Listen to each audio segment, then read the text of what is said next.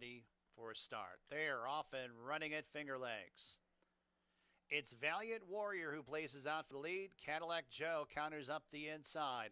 Ray Sully settles in third to the inside of Extraordinary One in fourth, a margin of 2 to All of a Suddenly in second last. And Solo Dancing's at the tail of the field and about 8 lengths off the lead.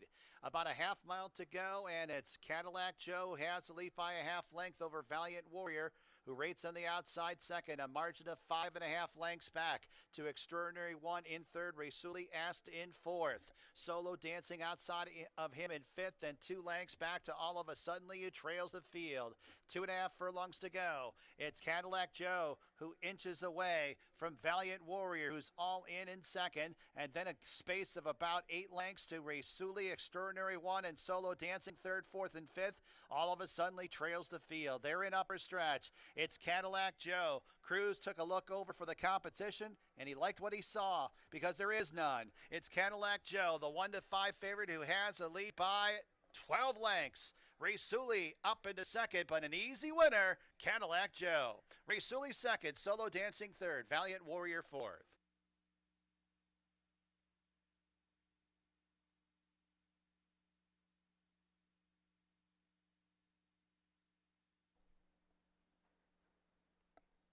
And they're off. Pretty good start. It's Coffee Future sending out for the lead. Love Thyself, EM's Treasure Girl outside of her. 3 across the track as they get ready to take on that first turn. That's Seattle Causeway saving all the ground. Love My Candy is in some tight quarters, but able to get a split and was able to go from fifth up into second, now challenging for the lead. In Traffic's at the back of the pack, about 6 lengths off the pace.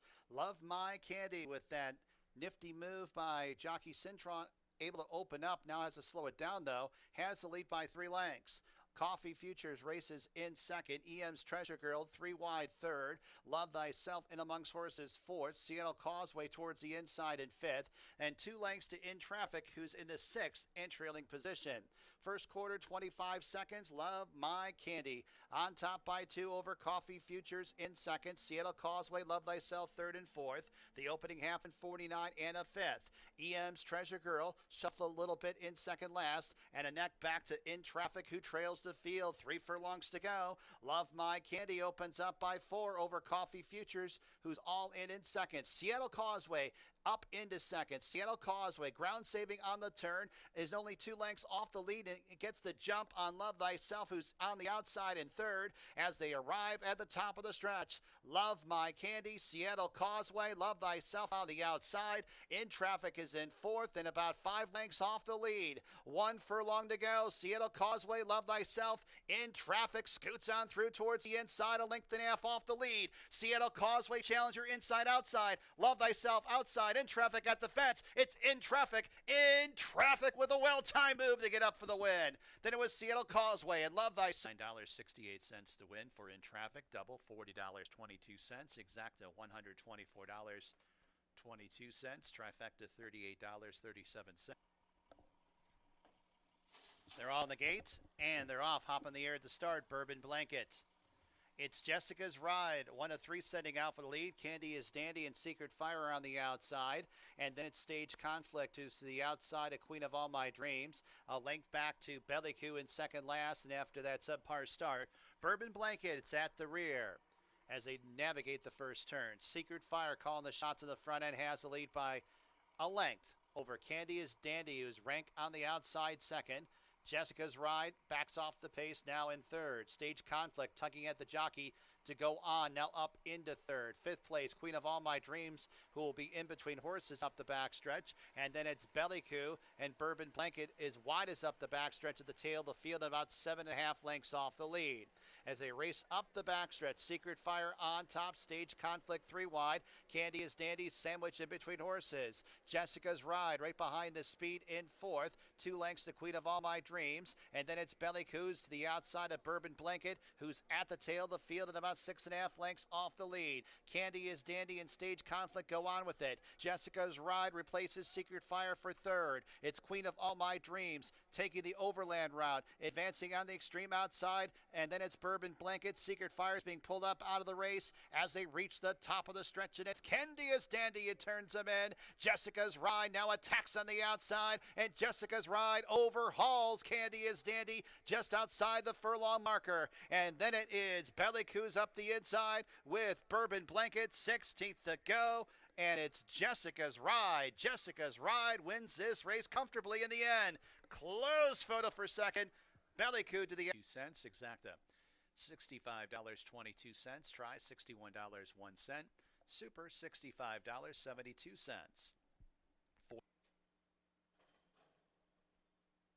And they're off. It's Freedsdale edging out for the front. Raw Courage flashing early speed. Pascal Moon now up into second. Six Kings is a clear-cut fourth, and a couple lengths of Street Cop Officer to the outside of Anointed Spirit. Cascade Cruiser in some tight quarters near the back, and Our Man Mike trails the field. As they circle around the first turn, it's Freedsdale calling the shots in the front end. Has a lead by 3/4 of a length over Pascal Moon, who stalks on the outside. Second, Raw Courage, and Six Kings together, third and fourth.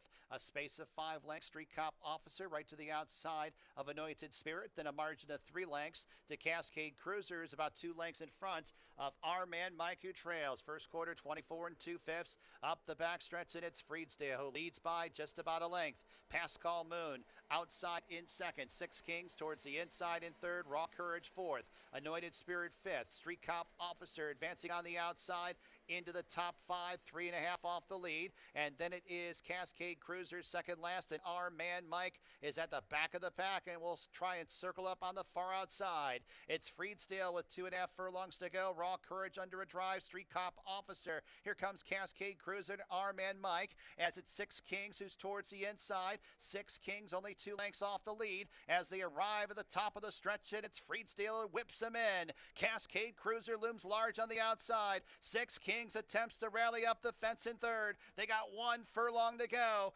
It's Cascade Cruiser who has the lead now over Freedsdale. Six Kings is in third. At deep stretch, it's Cascade Cruiser. Cascade Cruiser in front. Freedsdale second. Six Kings third. Our Man Mike fourth. Fifth race here at Finger Lakes. No changes. Exacta, trifecta, superfecta, daily double, late pick 4 wager on the gate. And they're off. It's Saratoga Banker hustled out for the lead. Smoke It Alone's on the outside. Ribbons and Medals at the fence in third. The Delaware Boys Interchanger, Smooth Tails, fourth, fifth, and sixth. 2 lengths to Colton Goes towards the inside in seventh. A space of 2.5 lengths to the trailers. And they are Don't Poke the Cat, who's to the outside of Civil Service. Those two about 9 lengths off the lead. Entry into the turn. Saratoga Banker rips through an opening quarter in 22 1/5. The Delaware Boys from a stalking position mid-pack to a stalking position just off the lead in second. And Ribbons and Medals tracks in third. Smooth Tails outside's fourth. Smoke It Alone backpedals in fifth. Then it's Interchanger. Civil Service goes wide for the stretch drive with Don't Poke the Cats, and Colton Goes at the tail of the field as they got 3/16 to go. It's Saratoga Banker on top by 4. The Delaware Boys Green Blinkers all out in second. Then it's Ribbons and Medals and Civil Service. 16th to go. Saratoga Banker leads by 2 lengths over the Delaware Boys, and Saratoga Banker will give Joel Cruz 2 on the card. The Delaware Boys second, third Civil Service, fourth additional win, place, and show. Post time, race 6 in 19 minutes at 2:46 p.m. A reminder that next Monday at Finger Lakes, double stake are all on the gates. And they're off. Looks like a relatively clean dispatch. It's Awesome Roberta who blazes out for the lead, shocks up the inside. Glory Bound Claris outside of her. Numeric will be stuck out at least 3 wide around that first turn. 5-2 is stalking in fifth. And then in sixth place, that is Dharma, who's to the outside of Rochelle My Belle. And 4 lengths to Jessica's Race, who brings up the rear. About 6 furlongs to go, and they transition to the backstretch, and it's Awesome Roberta on top that leads a length. Numeric outside, keeping tabs of that one in second. Shot towards the inside third. Glory Bound Clara, the Grays in fourth. 5-2 outside in fifth. Then it's Rochelle, My Belle, and Dharma, sixth and seventh. And 3 lengths back to the trailer, Jessica's Race. First quarter, 24 2/5. Up the backstretch they travel. Numeric has headed Awesome Roberta for the top spot. It's Shock in third, then in fourth. 5-2 to the outside of Glory Bound Clara. 4 more lengths back to Dharma, who's to the outside of Rochelle, My Belle, and Jessica's Race at the tail of the field and about 11 lengths off the lead.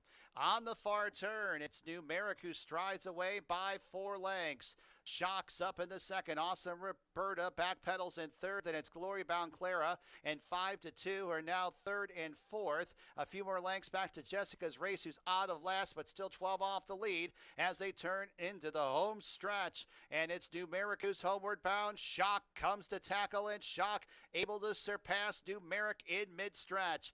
5-2's on the outside in third, and Glory Bound Clara's towards the rail. 16th to go. It's Shock. Shock at 4-5 is going to win this race by about 5 lengths.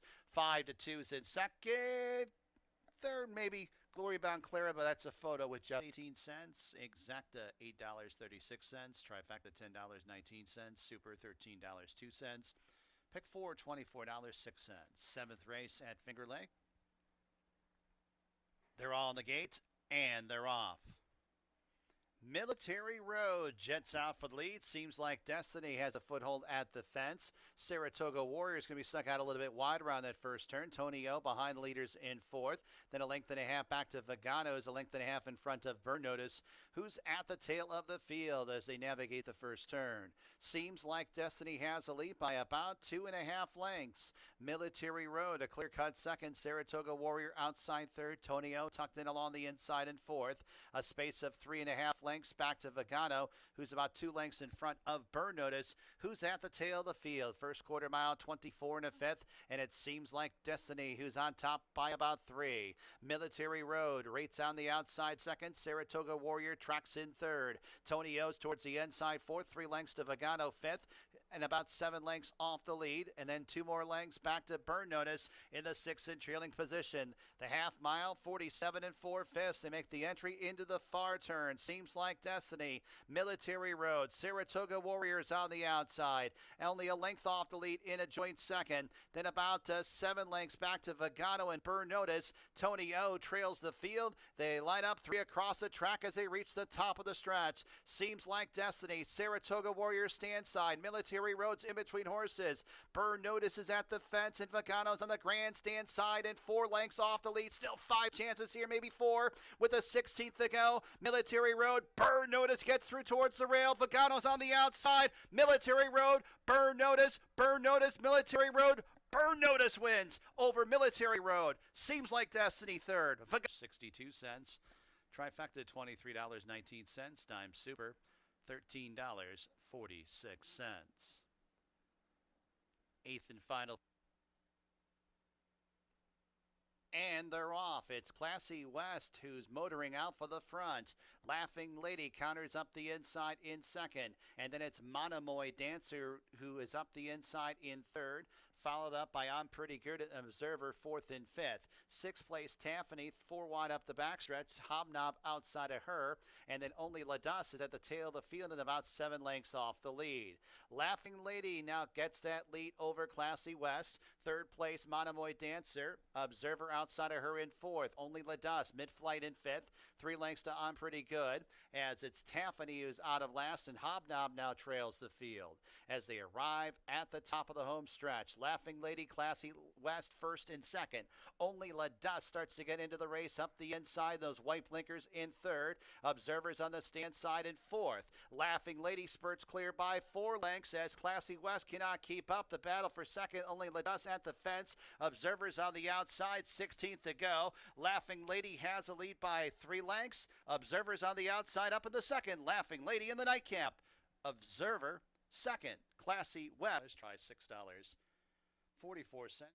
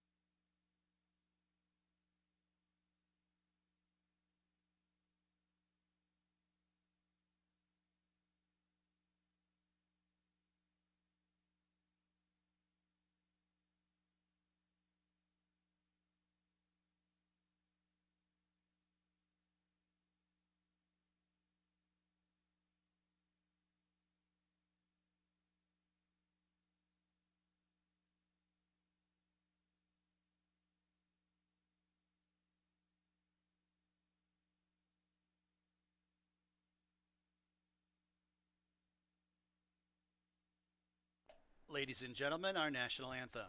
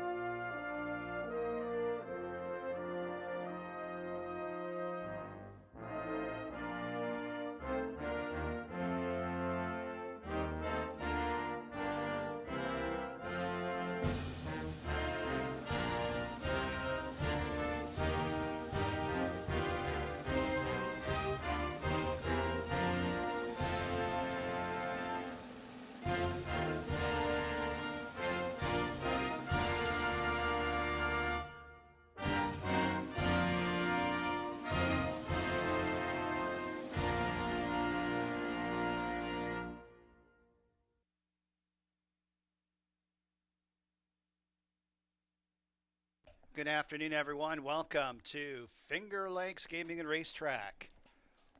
A Monday afternoon of thoroughbred horse racing. 9 races are scheduled. Track at Finger Lakes is sloppy. Got about 45 minutes to race number 1. My name is Bill Downs, track announcer here at Finger Lakes, and I've got the scratches and changes for today's card. Got a lot of scratches, so let's get right to it. In the first race,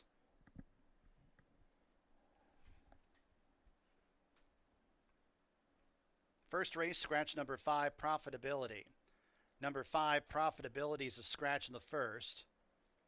Jockey change on number 1, Support the Cat, to Luis Perez. We'll double check that one. So move onward to race number 2. Race 2, no show, no trifecta, no superfecta wagering. Scratch number 1, Luminescent, and number 5, Mio Atlas. Luminescent, Mio Atlas, the 1 and 5, both scratch from the second. Third race. Scratch number 2, Sway the Jury. Number 2, Sway the Jury is a scratch from the third. Fourth and co-featured race, the She's a Stone Cold Fox Stakes. Scratch number 7, Princess Azara. Princess Azara is a scratch. Number 1, Honest Reason, 1 over. Number 2, Mobella Dream, 2 over. Number 3, Lovely Passion, 3 over. Jockey change to number 4, Oscar Bound, to Andre Worry. Andre Worry on number 4, Oscar Bound. Fifth race. In the fifth race, there's the other couple overweights. There's the 6 is 2 over. I mentioned the scratch, the 7. Fifth race, scratch number 8, Fiery Heart. Number 8, Fiery Heart's a scratch. In race 5, jockey change to number 4, Trap the Dream, Kevin Navarro. Kevin Navarro picks up the ride at number 4, Trap the Dream. 6th and co-featured race in our card, the Tin Cup Chalice Stakes. Scratch number 3, Essentially Fast. Number 3, Essentially Fast, a scratch from the 6th race. Number 1, King's Dancer, 5 over. Number 4, Sunday's Currency, 2 over. Race 5, corrected weight on number 5, Muscle Shoals, to 118 pounds. Then after that, the rider's 2 pounds over that weight. Then you can scratch the 7, Chioki. Number 7, Chioki is a scratch in race number 6.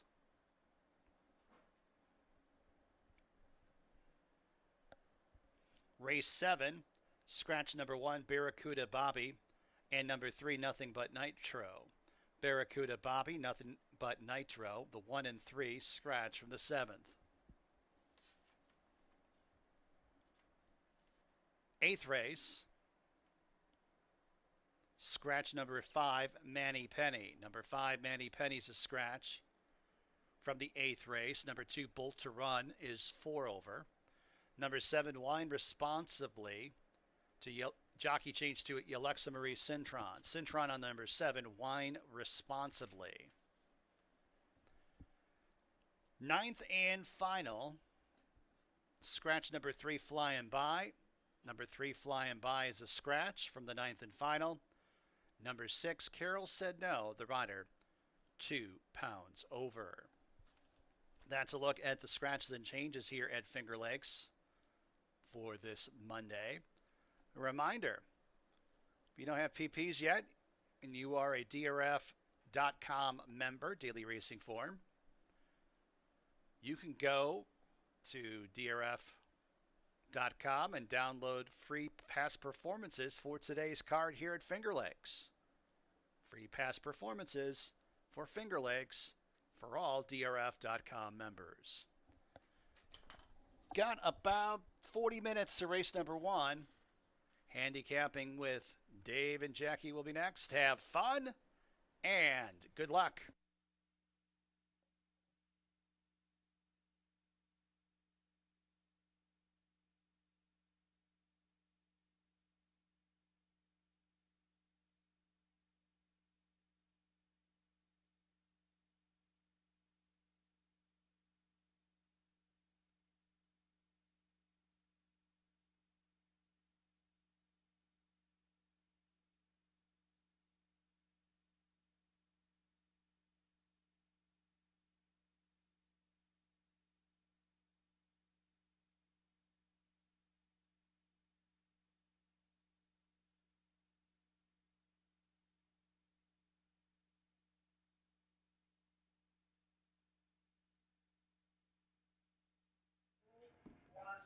All right, welcome to Finger Lakes Gaming and Racetrack. I'm Dave Mattice.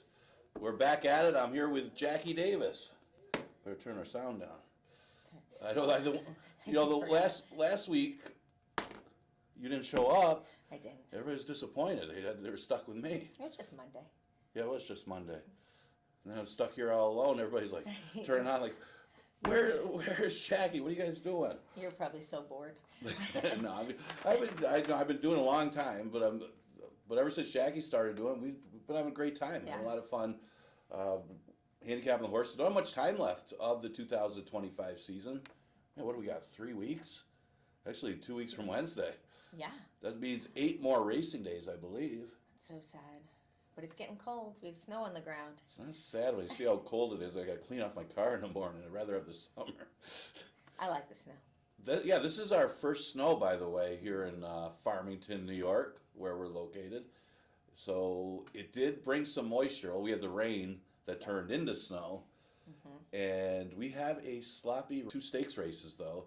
Actually, the final 2 stakes races of the season, they're for the 2-year-olds. We got the Tin Cup Chalice, named after the great Tin Cup Chalice that ran here, swept the Big Apple Triple.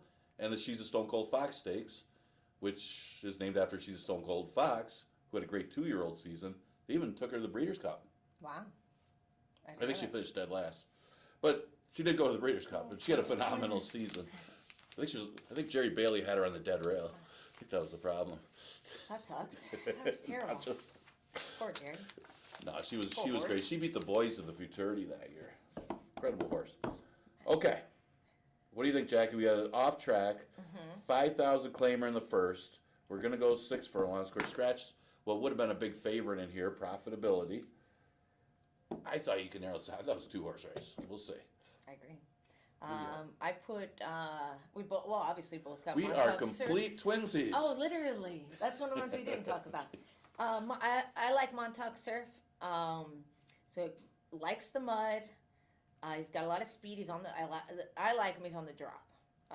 Nothing better than a drop. Kevin rides him. He knows him. Great post position. What do you think? Well, you know what? It's because I had a tough time separating the two. Montauk Surf's on the drop. Yep.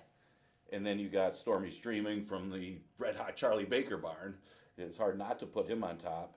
But I thought that maybe Montauk Surf could get the lead in here, and I think that could be the difference of the two.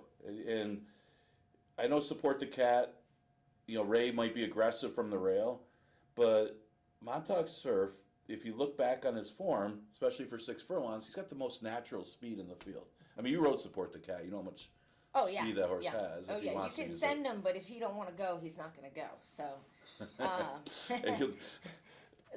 he's going to be on the rail. He may so try. I do have Montauk Surf on top as the speed horse of the race. This is the most natural numbers, like you said. And Storming Dream is going to be a nice stalking position, maybe sitting second, third. He'll be close. Third, no more than fourth back. And I threw the Bug Girl in the night spot. Horse loves the mud. His last race in the mud, they went 5 furlongs, and the horse made up a lot of ground. I think the 6 furlongs is going to help a little bit. I like the drop. Like I said, the horse needs a drop. Yeah, it's. And I did ride this horse. You rode the horse, so you know. About 3 years ago, I rode him twice. So if I ride a horse twice, that means the horse is all right. So you wouldn't have rode him back. Yeah. Well, you also rode him on a good racetrack, so I see that. So. Well, good. So it was still wet. But you look at the off track. I mean, you look at the overall record for that horse, and then the off track record. I mean, the only win for Night Spot was the maiden race, and you mentioned the good second place finish the horse had. Overall, this horse was like 1 for 20 something. So that just shows. And best races are on a wet track. Best races. And then you got the weight off on the drop. I haven't seen Wayne Sparling's name in a long time. I know. That was Wayne. Ever ride for? Yes. Was this his horse back then, or did you ride for somebody else? Yeah, I'm pretty sure it was. I think something happened that year with the owners. I'm not sure if it was the horse, the reason they had the time off, or something happened with the owners. I can't, because I don't remember anything specific. Well, I don't know. We don't need to. But I'm just saying, like, I don't think it was the horse's fault he had that much time off. And then Support the Cat has run good in the mud, has run bad in the mud, and he's trying hard to win a race despite his brain, I guess. And then you have like Saratoga Weekend's a closer. Overall, there's not a lot of speed in here. There's not a whole lot going on this race, I'll be honest. Yeah, because, I mean, Sarpoon hasn't shown the speed he used to show. Support the Cat, as you said, he may try to be aggressive. If he's come out of there running, he'll go to the lead. But there really isn't a lot of speed in there for the 6 furlong distance. So I thought it was between the 3 and 4 as far as the win. Absolutely. And like Support the Cat, I don't think you'd want to be sending hard if there's not a lot of speed in there anyways. Why waste your energy? Why? Got a while to go. You got 6 furlongs. All right. I wouldn't want to be a jockey today in this weather. Do you enjoy riding in this kind of weather? I love the snow. I think it's like a winter wonderland when the snow's coming down. Well, I mean, today it's not that cold. It's a little gloomy out there. It's coming down light snow. It's beautiful. It's not that bad. But I mean, when it's like 10 degrees out, you can't like it. Nobody likes 10 degrees. Well, no, but I'm just saying. And I'll be honest, I like 10 degrees better than 100 degrees. So. We're different. Scratch the one. Well, you're talking about riding though, doing an athletic thing. Yeah. Yeah. We're on the boat on the lake. I'm great. I look great. A little cocktail. We're good. Of course. So we got maiden special weight. Okay, so we scratched the 1 and the 5. Yes. And I took some time on this race. I mean, you're down to 4 betting interests, so no try, no super, no show. I thought all 4 horses had a chance in here, but it might come down to tactics. Again, from the Paul Barrow barn, looks like Good Mission might be the speed. Yep. Depending on if the firster has any speed. I mean, the other horse is trained by Paul Barrow. I don't think Like the Mirror would be the only other one that may have any speed. So when you talk about a 4-horse field here, they're not going to use the speed on a 4-horse field. No, and I think they're going to try not to. But Like the Mirror did improve last time, so she might be good enough. Again, depending what the firster does, it might come down to tactics here. And I thought Good Mission might be able to make the front. That's it. Yeah, I'm only supposed to have 2 numbers up there, but I have 4 by accident. 3 by accident, sorry. Well, you're being specific. Well, it's 4-horse field. I think the 1, 3, and 4 could possibly be head and head going into the first turn. Possibly. I could see that happening because Braylou's on a first timer. He's not going to want to be behind the 2 speed horses that are going to try to walk it as slow as they can. Yeah, I didn't know what to do. I mean, the horse Well, is by it's money. 5.5, so they're not going to walk it that slow. But the horse is by money, Yeah. so it probably does have some off-track Yeah. breeding there. I didn't see much on the dam side. It was more turf on the dam side, so I didn't know what to Yeah. do with the two, to be honest. And I don't know if the horse is going to have any speed, and that's the key, because it's only 5.5 furlongs, and it may come down to that when you get a short field like this. They're not that fast. He's got that 47 out of the gate, so he could show a little, depending, and they're not going to be in there long, obviously. Fingers crossed. Hopefully, let me not jinx them. No. Okay, Okay, so we got to talk long We on gotta that because keep there's only a going. few of them. we got 9 races today, We got 9. so we got to get moving. Okay. All right, so Scratch the 2, sway the jury. I love how Jackie's getting comfortable. I know. Let's go. Okay, let's go. Let's Sway do the this. Journey. Is Okay, so out. what do you got in Jury. here? What do you So got in here? I put Jovia? Jovia's first. I don't know. It's not coming It's after out. the sire. I went Jovia's first. It doesn't have much of a mud record, but I do. I don't think I thought he ran a pretty great race on the first drop. There's going to be a little bit more. There's going to be speed in here. We have Sharp Playboy has speed. Fazaro showing some speed. Now that I'm happy that they took the blinkers off this horse. This is why I put this horse second. Yeah, they tried the blinkers, right? Because the last time he ran in the mud, he went wire to wire, got put up. He did get bothered. He stopped pretty hard, but he should have air in him now for that. I like the way he ran. And Night Misso's is a speed. He's dropping as well. Swift Bank's gonna sit. The other Sharp Playboy is gonna go. They take it from the gate with him.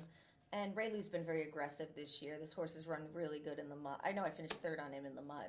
You did ride him. Yeah, I've ridden him a bunch of times. Yeah, you could do either with him, though, Yeah, because I've he's seen him sit and run and pounce. Yeah, like but that. if he decides he wants to go, he's got a pretty hard mouth. He's not gonna. So, okay, He's gonna go if you Well, come on the engine, he'll go. he'll be smart to get out. I mean, Night Missimo is probably the speed. Yep. And he'd So be I have. smart to stay close to that 6 furlong. But Yeah. at 3/4, you don't want to be that aggressive where you're shooting out there. Miss But- Rose seems to appreciate the 6 furlongs. But Jovius versus an interesting horse because there's Kitten's Joy on that dam side, which is all turf, and the horse has been running mostly on turf, and actually Yep. ran very well, dropping to 5 on the dirt here last time. Was it that Paint the Line horse came back? That one dropped that day, and then came back and won another race. So Yeah, that's why I like him. no, I could see it. And I'm really happy that Cook put this horse back in for 6 furlongs because he looked like he was starting to develop a little bit at the shorter distance. Okay. I didn't use him, but Yeah, it's a thought. I And mean, his only victory comes in the mud too, if you noticed. yeah, he's actually, you can kind of look at the overall record, and that horse probably will run better with the off track. Yeah, Sharp Playboy, and Sharp Playboy is a little questionable as far as the off track. But one thing you say about Sharp Playboy, he's got a class edge on these horses. And Mischief Exposed does what Mischief Exposed does. When that horse beats the gate and gets loose, he doesn't come back. Yeah, I really enjoyed riding Playboy. He is a class act for that. Very easy to ride, in my opinion. So he won't be that far behind. No, he's gonna be right off him I do think Night Missimo is very dangerous here if he does get a clear if lead. he gets loose. He's got some really good off-track breeding, and that's what we're kind of looking at here. It is 6 furlongs, and he does have his win at the distance. So if Andre can get the horse to the lead and not get too much pressure early, I think this horse has a legitimate chance. And we got to see how the track's playing too. Absolutely. You got a sloppy sealed racetrack coming off a break we haven't run since Wednesday. Sometimes we get a little bit of speed types do well.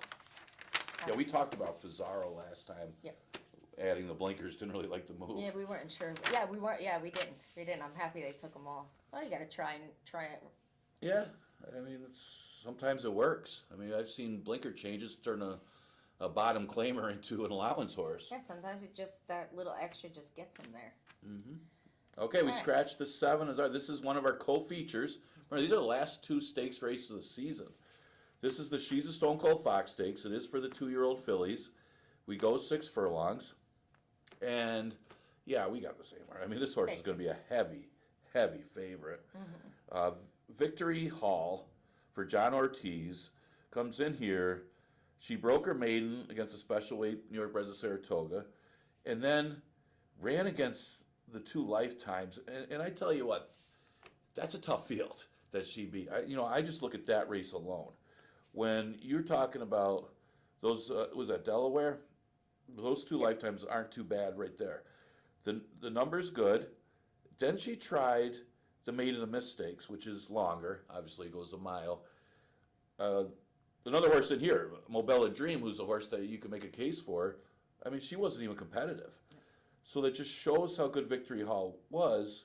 She didn't get beat all that badly in that race. She flashed a little bit of speed chase in the pace, and I like the cutback anyway. So I think she gets a feel that she's supposed to be here. So I got her on top. Completely agree. I threw the 6 in for second though. He went first time out. He closed. It doesn't say he wasn't wide, so he probably ate some dirt or mud, and he closed into a muddy track. So I think he's got every opportunity as well. Yeah. I mentioned Mobella Dream. She comes out of the same race. Mm-hmm. She tried the mile, and then again, maybe she didn't like the mile. I mean, you would think with the breeding that she would want longer and longer and longer, but she did run okay in the slop in the Lady Finger Stakes, and that's one of our big stakes for the 2-year-old fillies. It's obviously a richer stakes than this one, and she ran well in the slop. So I used her second. Oscar Bound was the other one.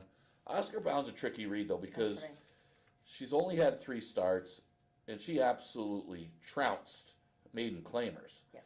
So how good is she? She's supposed to win that race, but she did dominate. So Exactly. And I was a little hesitant about that one because, yes, she win wire to wire, but there is going to be more speed in here that's going to be going with her. Like Honest Reason's going to be going. And the scratch was my other reasoning too, but that horse is out now. and she did show good speed, but that race she absolutely walked. She did completely walk. You see her first start, they did decent fractions at Saratoga. Well, for Belmont. Yeah, that race Aqueduct 6 furlongs. That's. Yeah, they walked. The first quarter, yeah. Yeah, I mean 23. They and usually change. go in 22 for 6 furlongs and over there. So yeah, but you're right though. There's other speed possibilities in there. But we're not in Belmont. No, we're not. Thanks for reminding me that. So, yeah. So that where really might are not we? be a problem. Okay, 5th race. Scratch. You're killing me today. Oh, yeah. Scratch the 8, Fiery Heart. And yeah, I mean, this is an interesting one because you got 2 speed horses from the same barn. I like Sharpaz in here. But I mean, are you going to rate Brockmaninoff? I mean, you got 2 speed horses from the same barn, so I don't know what's going to happen there with the pace. But Storm and Sammy's not going to let those 2 control it anyway. Beta's a class of the race, at least back class. Drops to 5,000 today after trying the route. And this horse has been good going long or short. And ran into Spetro. And I just don't give Spetro enough credit. The horse just keeps winning and winning and winning.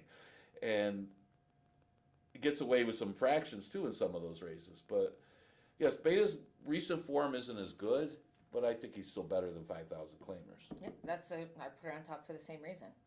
And then I did use Tetsu for second. Mostly because he runs even, he closes, and Dana's doing pretty good with these drop downs. Yeah, I mean he's cutting back in distance.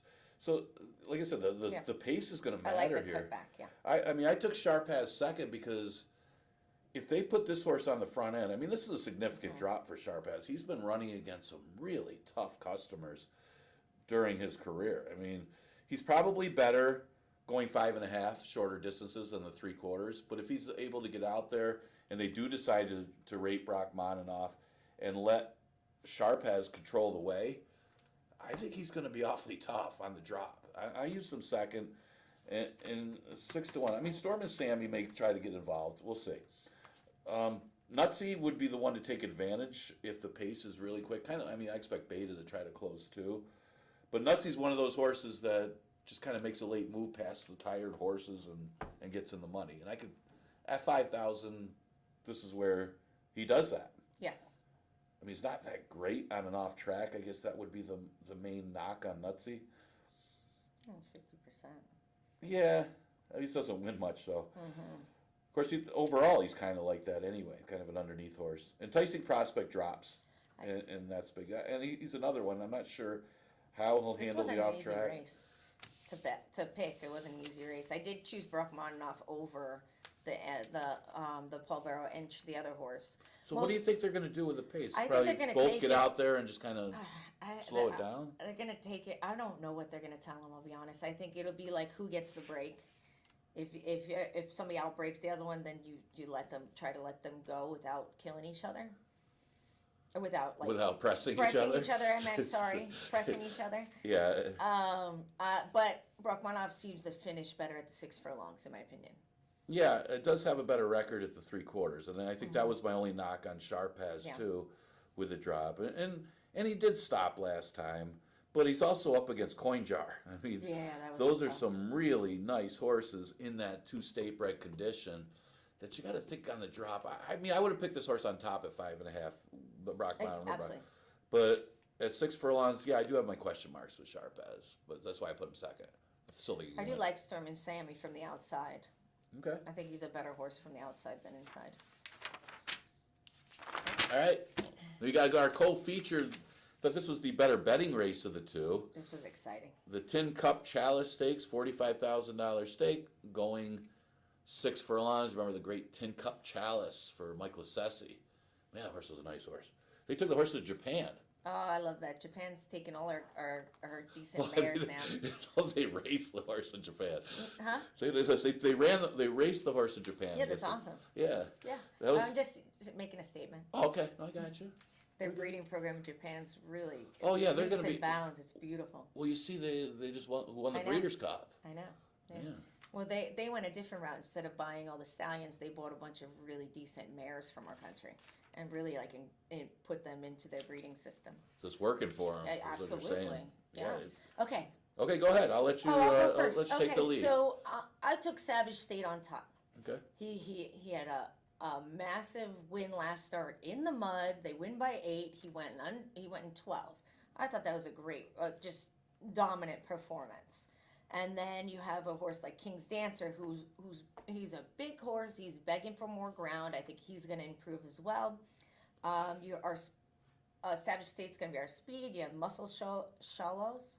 Muscle Shoals. Shoals is another speed horse in here that's going to go. I think they're going to send God's Angel as well. They're definitely going to send God's Angel because King's Dancer needs something to run at, right? Yeah, you would think, but I mean, the horse was so impressive on the lead last time. I wouldn't think that they would try to change anything. Yeah, let them win that way too. If speed holds, they're good. If they close, they're great too. Yeah, I know a couple horses have beaten King's Dancer in this race. Yeah. But I think he's the one that's going to enjoy the off track and get something to run at. I'm a little concerned about the rail position, but if he can break out there okay, I think this pace with Muscle Shoals, Instant Success, and God's Angel, he's running good against those horses. I mean, Muscle Shoals was loose when Muscle Shoals beat King's Dancer. It was good effort, obviously, for Muscle Shoals, but King's Dancer, you know, he's in the back. He's got to make a middle move, weave through traffic, and try to chase the horse down. And he went through the traffic great. He did. There was really no hesitation. They did have to wait a little bit, but that was just waiting for a hole to open. It wasn't. I wouldn't even consider that checking. Right, but I just said he just waited for it to open. And then when he made a run, he made a great run. And but the big thing, and I don't want to interrupt no, you. you're fine. I just think because you rode the other one, the Queen's Dancer. Oh yeah, she got along in the sealed track great. Yeah, so the off track should be actually a positive for King's Dancer, and that's the other reason I like the horse on top. Although Savage State just ran pretty impressively in the slop too. Well, I like Sunday's Currency because he did win last time in slop, and he sits off the pace. So you got another one to wait for them to fall apart, I guess. Yeah, Angel and Arcadio have done a great job with Sunday's Currency. Absolutely. But no, God's Angel, I like both of Dixon's horses. Yep. And you know she's good with 2-year-olds. I mean, she always has been. And I would think that God's Angel was pretty impressive. I just think that the other speed in there might be an issue for that one. Especially the extra furlong. Yeah, good. Or half furlong. Good betting race. It's hard to say. You look at a horse and say, oh, that one's got no shot. They all, even High Yield Hunk, who we didn't mention. Yes. I mean, they put that horse in the Aspirin Stakes. So, I mean, he's got some potential too. And they tried a mile at Presque Isle. Who knows with that one? I mean, he's just in interesting spots.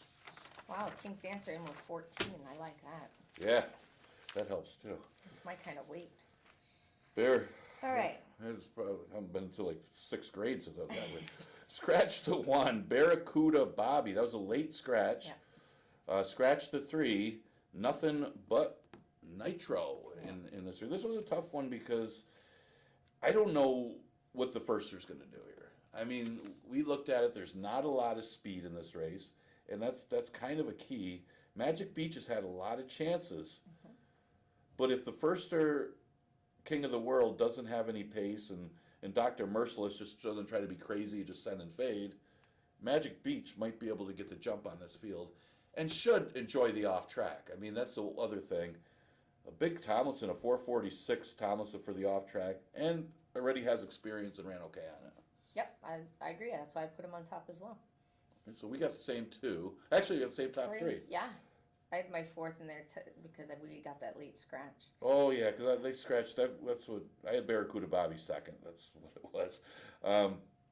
Yeah, Barracuda Bobby was a Miss Jimmy half. But, yeah, King of the World, they paid $40,000 as a weanling. It's a half to Alicia's Way, I think, that ran here. But it's more route. And that's where, on the dam side, although this King for a Day sire, we see more and more, has done really well with these young horses, the sire has. So it'll be interesting to see what that one is. Now, you've ridden for him, right, Greg Sacco? Yes. He's got a couple of first-time starters in here. We'll see how, kind of keep an eye on how they do. They rode me when I was a 10-pounder. When I was A long riding time Jersey. ago. Yeah. Yeah, don't remind me. Scratch the 5, Manny Penny, hates the off. And here's an interesting one. We got the apprentice rider, Yalexa Cintron, make sure I say her name right. She's on Wine Responsibility. We're talking about this horse. How this horse, both of her horses that she rides today, Are live. they love off tracks. They absolutely love them, yeah. This one, both career wins have been on the off track. And I thought that was pretty interesting for Wine Responsibility because he's pretty competitive. Now, keep in mind, and I'm sure most of you old timers that know racing know this already, but just because she's an apprentice rider, you have to say that at time of entry, so she has to carry the weight. Yep. So she's got to carry 122. Full weight, yeah. Full weight. Yeah, it's usually you get experience, weight and experience versus experience. So, but it looks like this is the kind of horse looks like it would fit her. Yeah. Her riding style, one run. Yeah, just hope that the weight.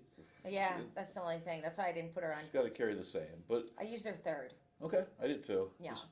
We just got a little flip flop. Yeah, I put Whiskey Friends on top. I really like the way she run the last start. They've put her back where this is the level she belongs. She's won a couple of here. She's been doing well, and good as he gets. That horse is running phenomenal as well, and he'll be forwardly placed. I don't see a whole lot of speed in here though. Macar's speed, so he's gonna have to. He'll probably be. This horse maybe on the front end, the one horse. Yeah, he got a little further back than I expected him to last time against Nilrock, who's going well, by the way. No, you're right. There isn't a lot of speed in here that I'd like to see this horse be aggressive from the rail. And you do have Macar, but he's all the way on the outside. 7th race chicks coming out of sprints. Neptune Beach is more just tactical speed, so there's no true speed in here. So why not go? You're on the rail. Put the horse on the front end. He won on the front. When he broke his mane, it was for 5. But I could see this. Even if he doesn't make the front, he should get a good trip from that inside post because he just can't. I know they went 47 last time, and that's the reason he found himself too far because they went quick early. That's fairly fast for here. Yes, it is, and he just got. Nilruck was just better. I mean, that's, and I think Nilruck would beat this field. Great. Yeah, Nilruck would beat this field. Absolutely. But I see your points on Whiskey Franz. He dropped and popped basically. He was claimed for 5, put in for the same level, and he fits nicely at 5. Yeah. Hard not to like. I mean, kind of on the same page, but where else are you going to go in this race? Those are the horses to beat. Lifetime guarantee. I just think he comes from too far back. He's really at the mercy of the pace. But he's good enough to beat this field. He really is. It's just his running style is his biggest issue. He's got to really have some punch. Agree? Yeah. We got to say, okay. Okay, last And one. we got to rush a little bit because this earlier post. Remember, 12:20 now. We got a late scratch of the 3 flying by. Yeah, we saved the best for last. We took a while. We talked about this race a lot. Yeah. And I didn't want to talk a long time because I didn't want to talk about Esky Beach's bench press. We don't have to So you're gonna say you didn't know that he lifted, right? I heard he lifts more than you do. I knew you. He had you say that. You had him say that. You ruined it. Anyways, I took the 5 on top, Dash and Delia. You reminded me I chose them last time. Yes, you did. It's a good choice. There is a little speed in here. Bustin' Roxy is gonna be speed. She has a lot of natural speed herself. I think they've been using her too much to get to the lead, even before the claim. If he can be able to get them to do a 47, I think Bucks and Roxy could be there. But I'm not quite sure they can do that with Dash and Delia in there. I don't know how good she is anymore. I know. That's the key. I actually was the first one to gallop her as a 2-year-old on the racetrack in Belmont. She was good. Bustin' Roxy before she came here. So she was good when she first came. Oh yeah, she was lovely. But I chose Dash and Delia on top. She's going to be the speed. I like the 5.5 that they stayed on the 5.5. I don't think they'll go. He'll have to go as fast as he's been going. Okay. As well. Yeah, I see Bustin' Roxy sending from the rail and Dashing Della probably close up. If Bustin' Roxy does stop, you're in perfect position with your top choice. And even though my bench is a lot better, Ace is up her sleeve. You miss it. Ace up her sleeve. I mean, I had Esky rewind our show when we talked about that. Anyway, we got to finish up. Ace up her sleeve is Engelhart horse. She hasn't had the best trips. I think she's going to get the trip here, and I'm going to lead there in the wide open race. Lagrada certainly plays off the last race too. Yes, I wasn't sure if Lagrada. I think she'd be much better at 6 front. But Ronnie Bree says we never pick her horses. I do. All right. Anyway, I hope you enjoyed today's show. We got to finish up now. Remember, earlier post, 12:20 today. 2 stakes races today, Tin Cup Chalice Stakes and the She's a Stone Cold Fox Stakes. Jackie will be with me again tomorrow. We got a great card for the veterans. Tomorrow's Veterans Day. Yes, it is. We got a great card today. You should check it out. Join us for that as well. See you later.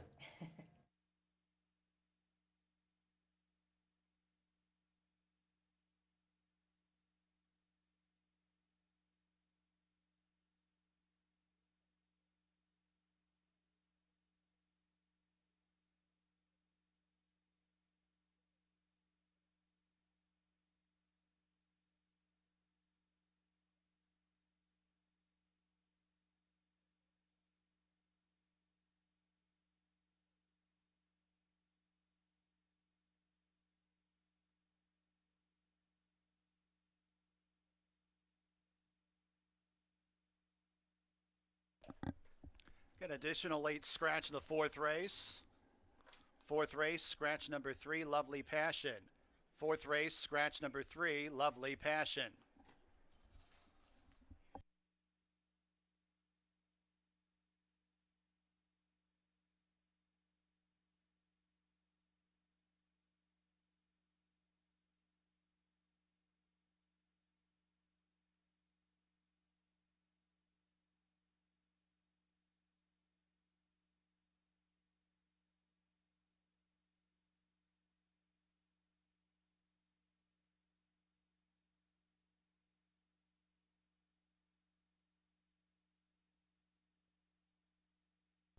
And just a correction, when we were going over changes, said I would double check.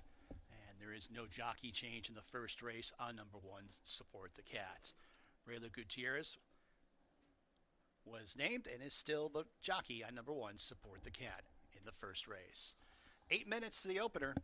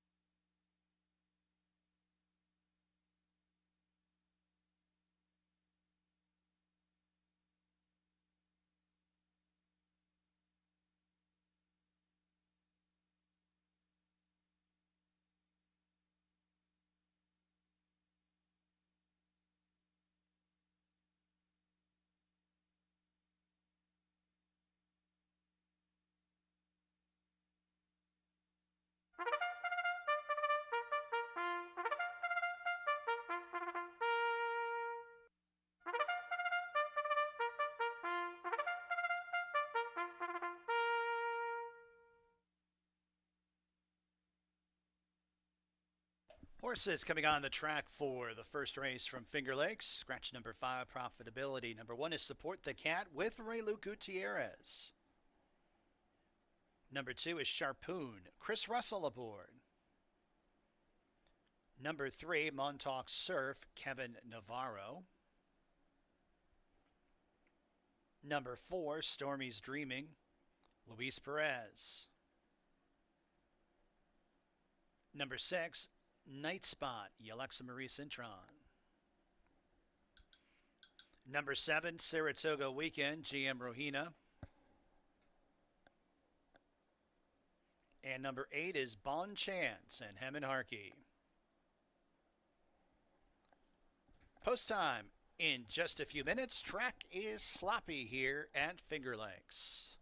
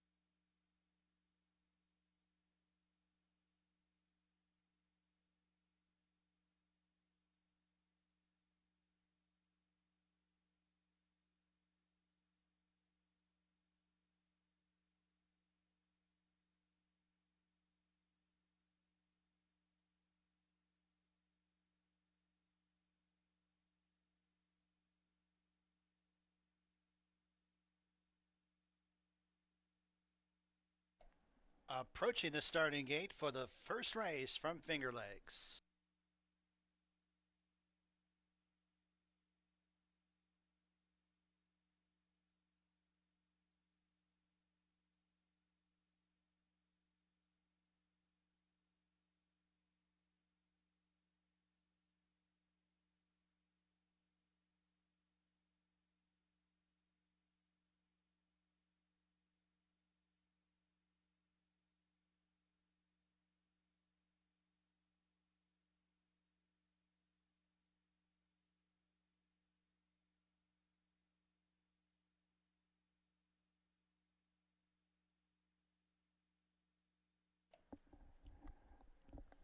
And the horses have reached the starting gate for the first race from Finger Lakes.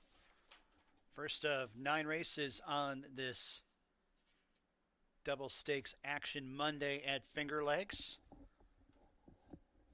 The co-featured races go as races 4 and 6. Fourth race, She's a Stone Cold Fox. Sixth race, the Tin Cup Chalice.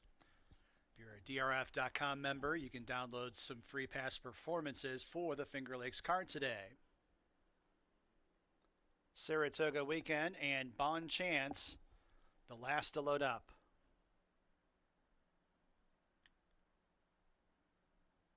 And they're all in the gate.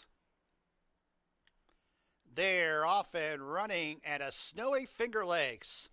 It's Montauk Surf who edges out for the front end. Bon Chance, Saratoga Weekend on the outside. Sharpoon set through at the fence from fourth up into second. A neck off the lead. Fifth place, Stormy's Dreamin' to the inside of Night Spot.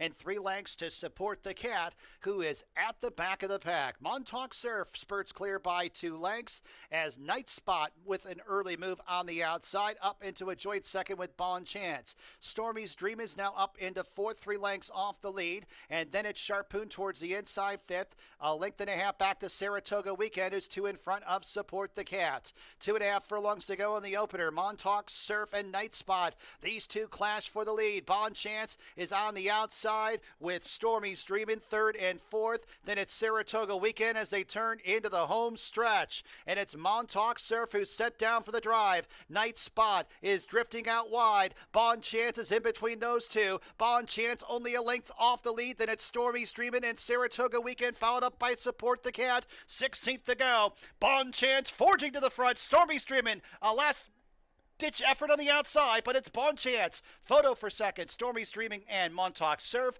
Then it was Saratoga Weekend.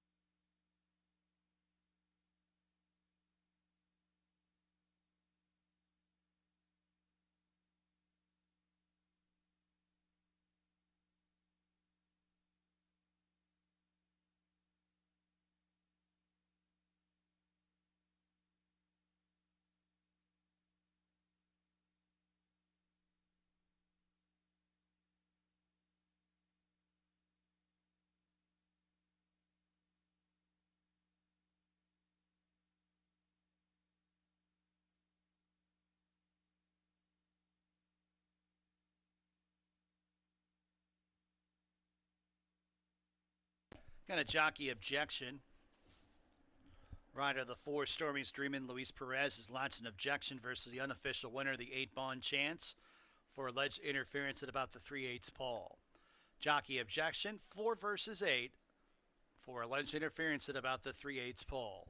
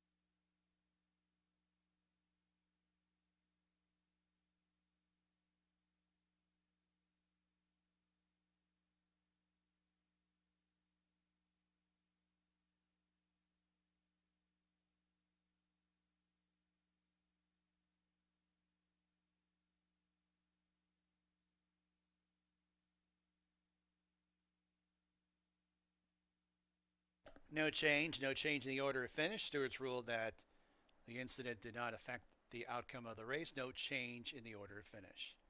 8-4-3-7. It will remain. Bon Chance, New York bred, 4-year-old big gelding by Good Samaritan out of Uman Candy, or Uman Candy. Ralph D'Alessandro, owner trainer. Hemant Harkey, the winning jockey. Saratoga Glen Farm, bred Bon Chance.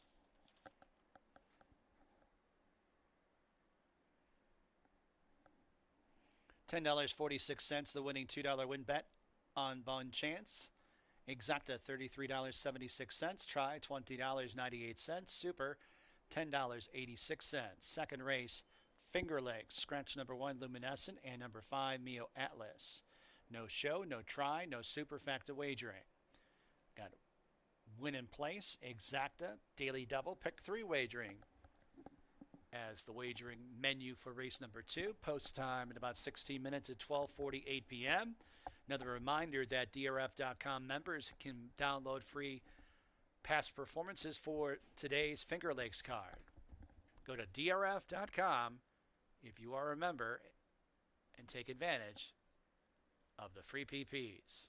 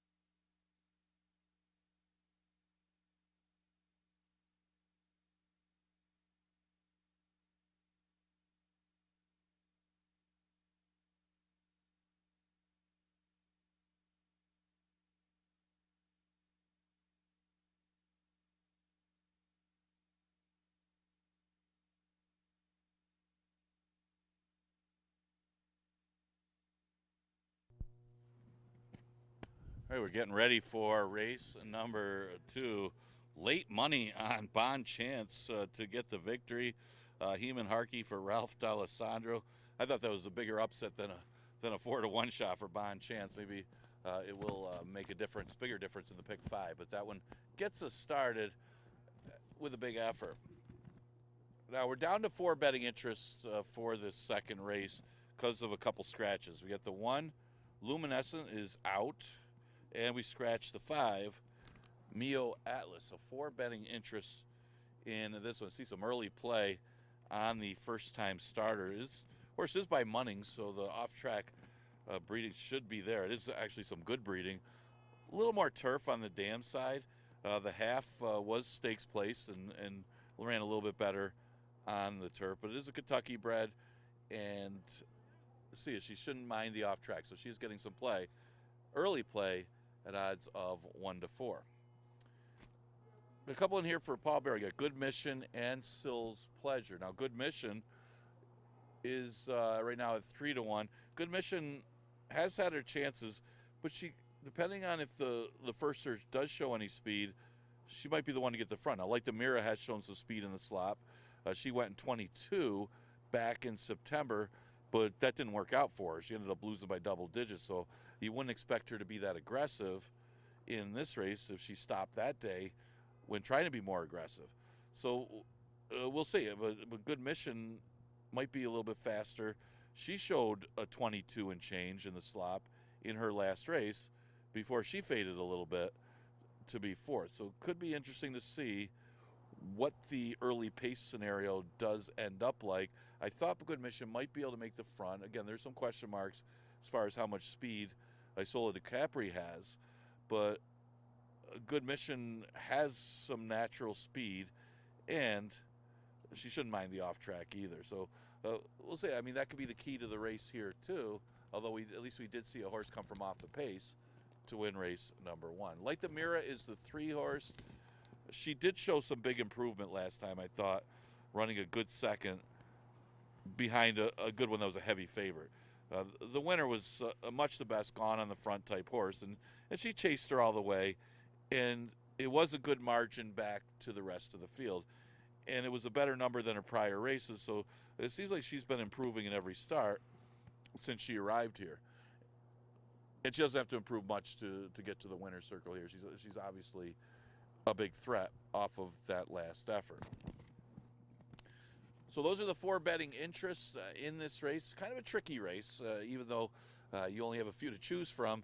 It's not like anybody really has a strong edge in here because of the question marks with the first-time starter with the pace scenario as well. So no try, no super, no show in the second. We do scratch the 1, Luminescent, and scratch the 5, Atlas.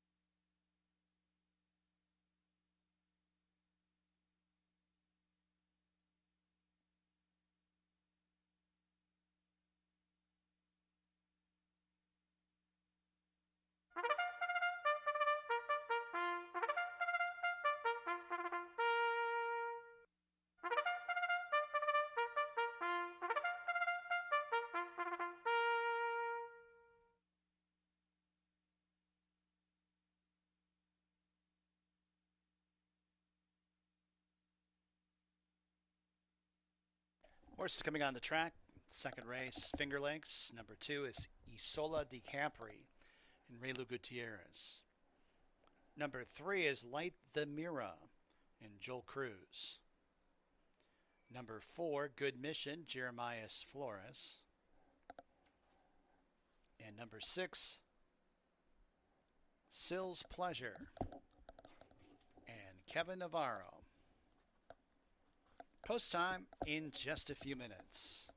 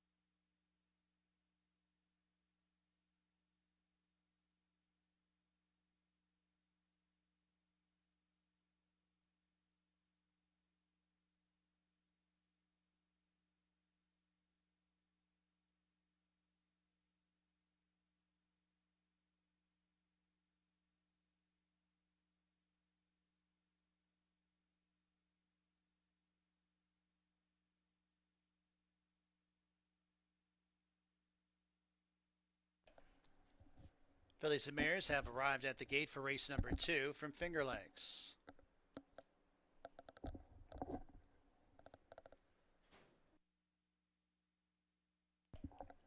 Field of 4 to go 5.5 furlongs, maidens. Even money Isola di Capri.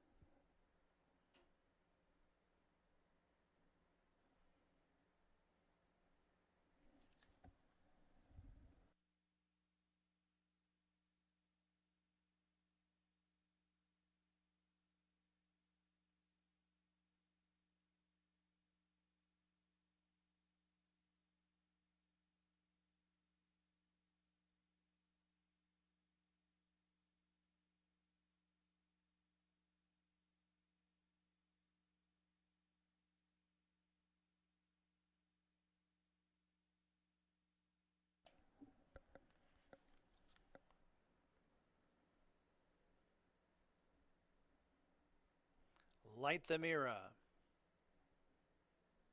Good Mission and Sills Pleasure.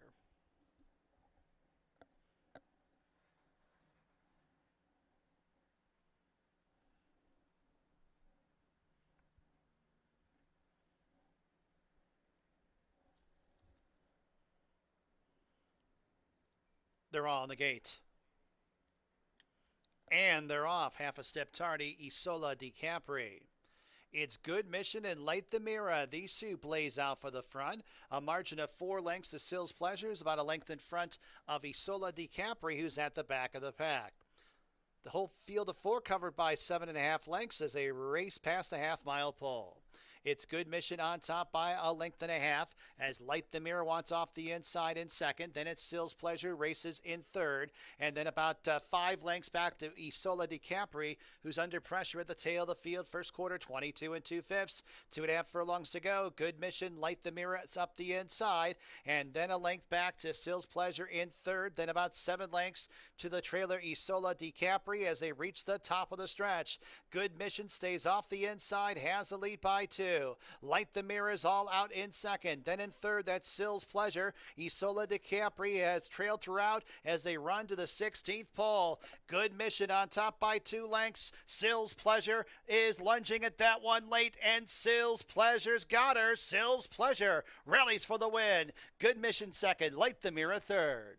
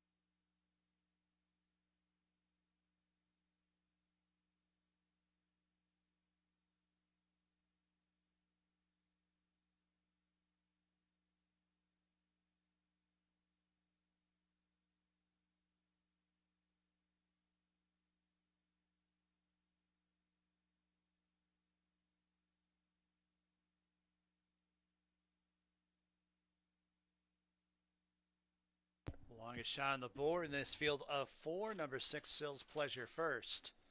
5.5 furlongs, 106.67.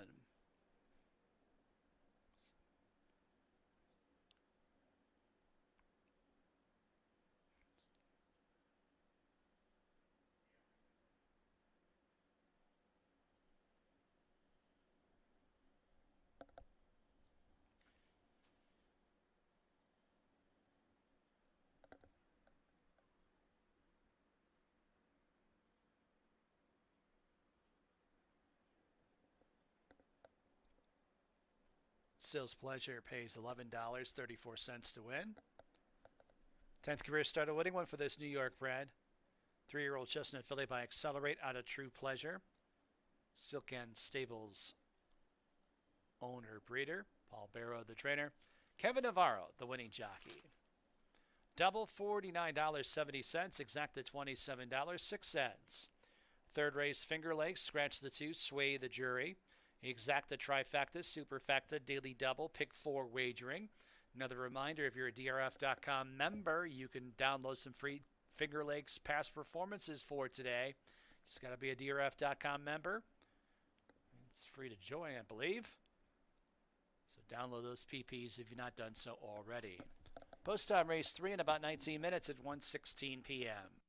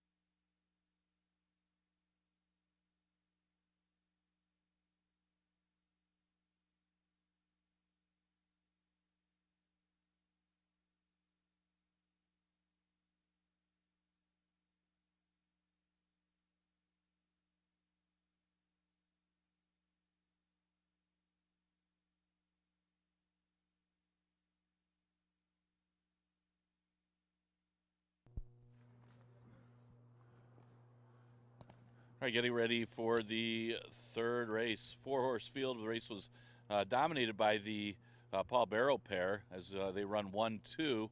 Sill's Pleasure was the longest shot on the board. It was a four-horse field, and the horse was 9-2, but she was the longest shot on the board of the four horses in that wide-open race. Kevin Navarro, he's been on fire. He gets the win for Barrow, but that trainer ran 1-2 in the second. Third race, we scratched the 2. Sway the Jury. It's a 5,000 claimer going 6 furlongs. Look at some of the contenders in here. I mean, Sharp Playboy, he's a big price on the board right now at odds of 11-1.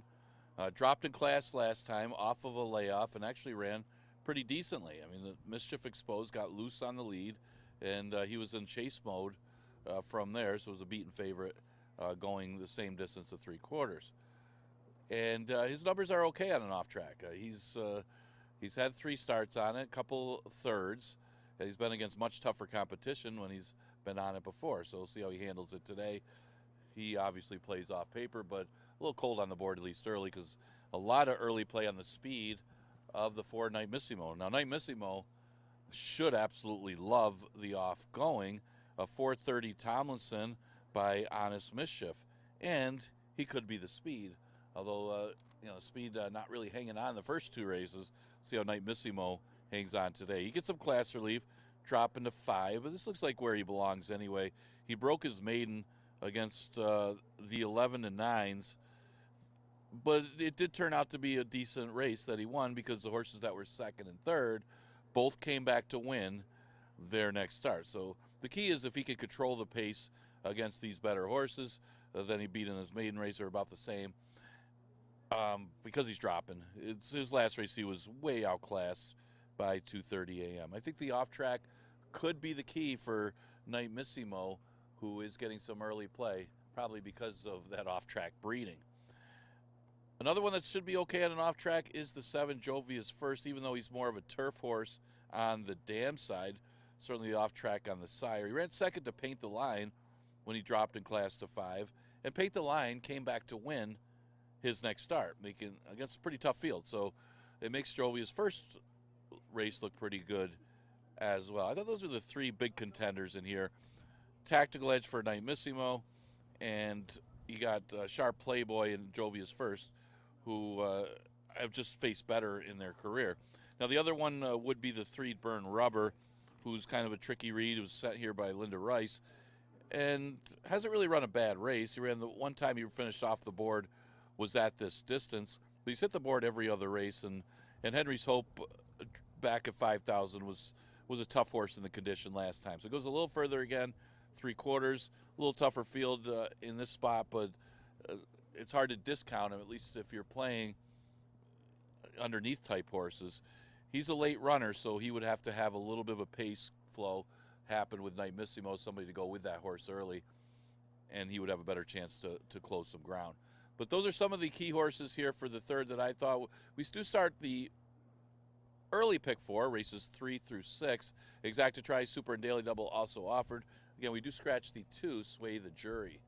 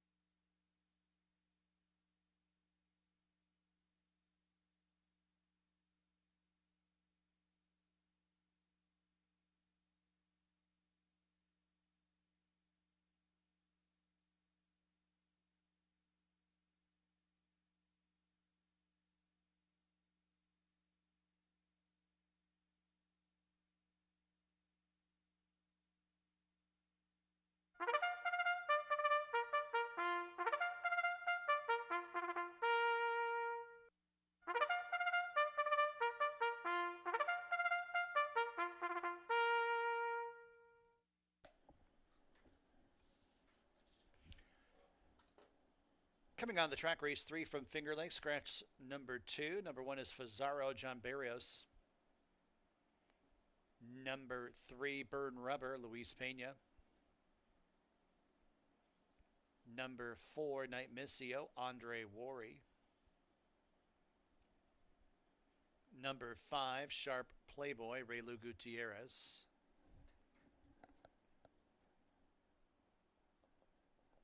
Number 6 is Swift Bank and Jose Baez.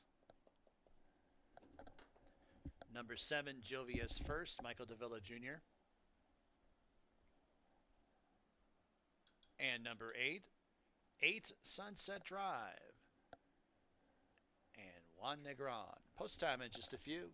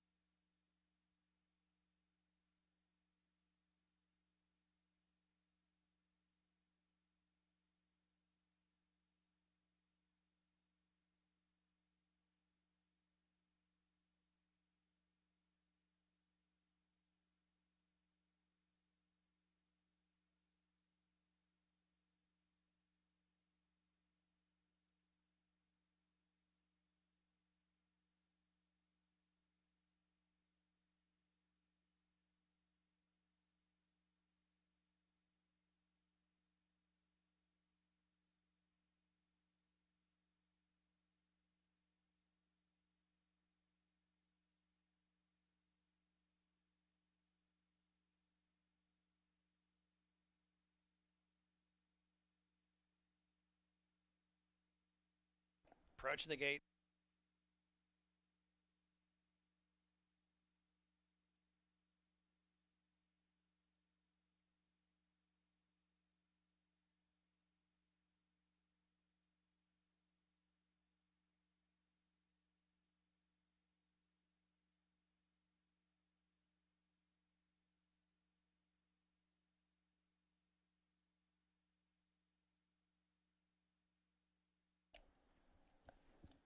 And the horses have arrived at the starting gate, race number 3 from Finger Lakes.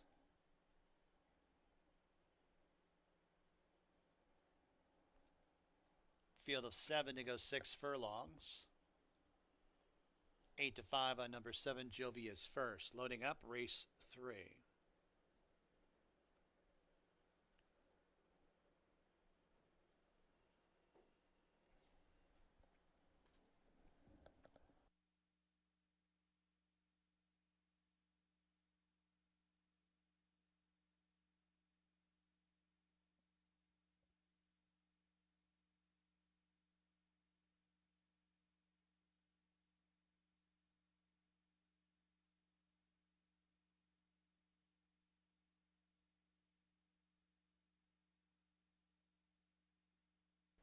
Swift Bank goes in. 8 Sunset Drive to the outside. They're all in the gate. And they're off. 8 Sunset Drive with a sharp beginning, going out for the front end. Fazzaro's towards the inside. Sharp Playboy in between horses. Night Missio also in between runners. Only a half length off the lead in second. Jovius first and fourth. 8 Sunset Drive getting shuffled as Swift Bank passes that one. And Burn Rubber's at the tail of the field and about 6 lengths off the lead. Fazzaro on top by 3 parts of a length. Now a length over Night Missio. White Blinkers outside second. Sharp Playboy rates in third. Jovius first is on the extreme outside in fourth. Swift Bank towards the inside. That middle cluster. 4 lengths off the lead. The back 2 markers. Burn Rubber to the inside of 8 Sunset Drive. About a quarter of a mile left to travel, and it's Fazzaro is on top by 2.5 lengths. Night Missio on the outside in second. Swift Bank towards the inside third. Then it's Sharp Playboy and Jovius first. As they come down to the final furlong, it's Fazzaro. Fazzaro leads by 2.5 over Night Missio's in second. Burn Rubber's now up into third. 16th to go. Fazzaro shaken up. A final try by Night Missio on the outside. Fazzaro, Night Missio, Fazzaro, Night Missio in a photo finish. Burn Rubber was third, then it's a photo for fourth, Swift Bank or Jovius first.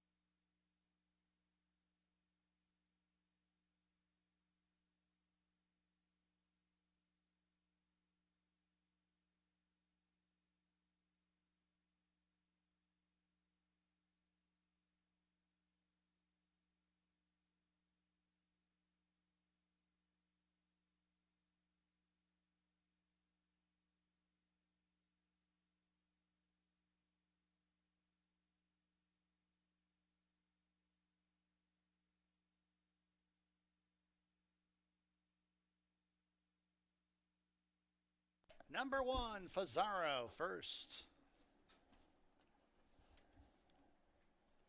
Second, number 4, Night Missio. Third, number 3, Burn Rubber. Fourth, number 6, Swift Bank.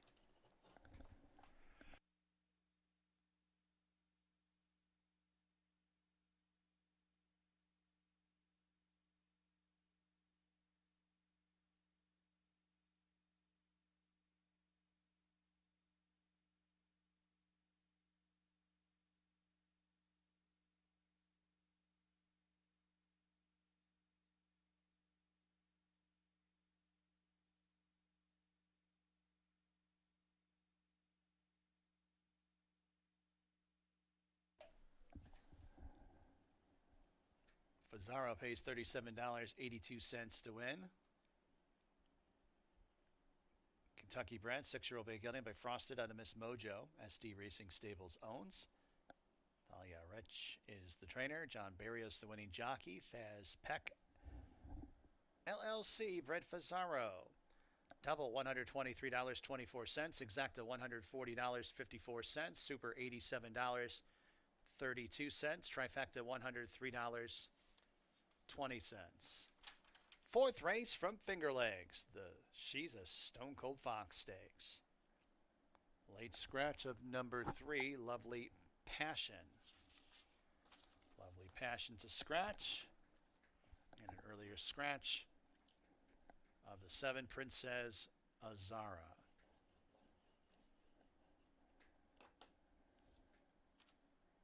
Two-year fillies to go 6 furlongs. Put Andre Worry on number 4, Oscar Bound. Exacta, trifecta, superfecta, daily double, pick 3 wagering. Post time in about 19 minutes.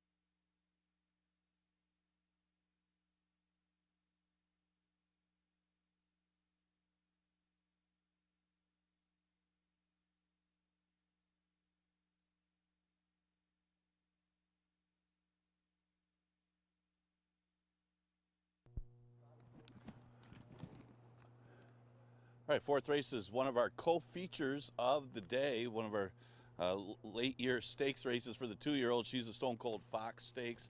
After we watched a big effort from a long shot Fazaro getting the front end under John Barrios, taking the blinkers back off and was just gone. But actually, Nightissimo made a nice late run, but Fazaro able to hold that one off. Big price. He had the longest shot in the board at 9-2 in a 4-horse field. That one at big odds of 17-1 wins race number 3. And John Barrios gets the victory for Talia Arici.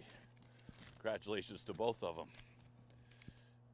Okay, let's look at the co-feature. She's a Stone Cold Fox, named after She's a Stone Cold Fox, who had such a great 2-year-old season here years ago for Langpap Stable, the Petrosax, and M. Anthony Ferraro. He had 2 of them that year that were the 2 best 2-year-olds in New York, really.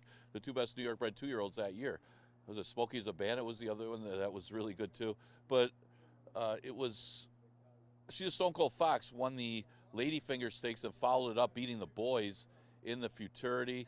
They thought enough of her that they tried her in the Breeders' Cup Juvenile Fillies. Yeah, a little overmatched in that race, but she had a phenomenal year. She had another stakes win as a 3-year-old. This one named after her. Well, we'll look at some of the contenders of this 4th race. Goes 6 furlongs. You got Worry on the 4, Oscar Bound. Probably going to get a short price favor in here with the 5 Victory Hall off of her recent form.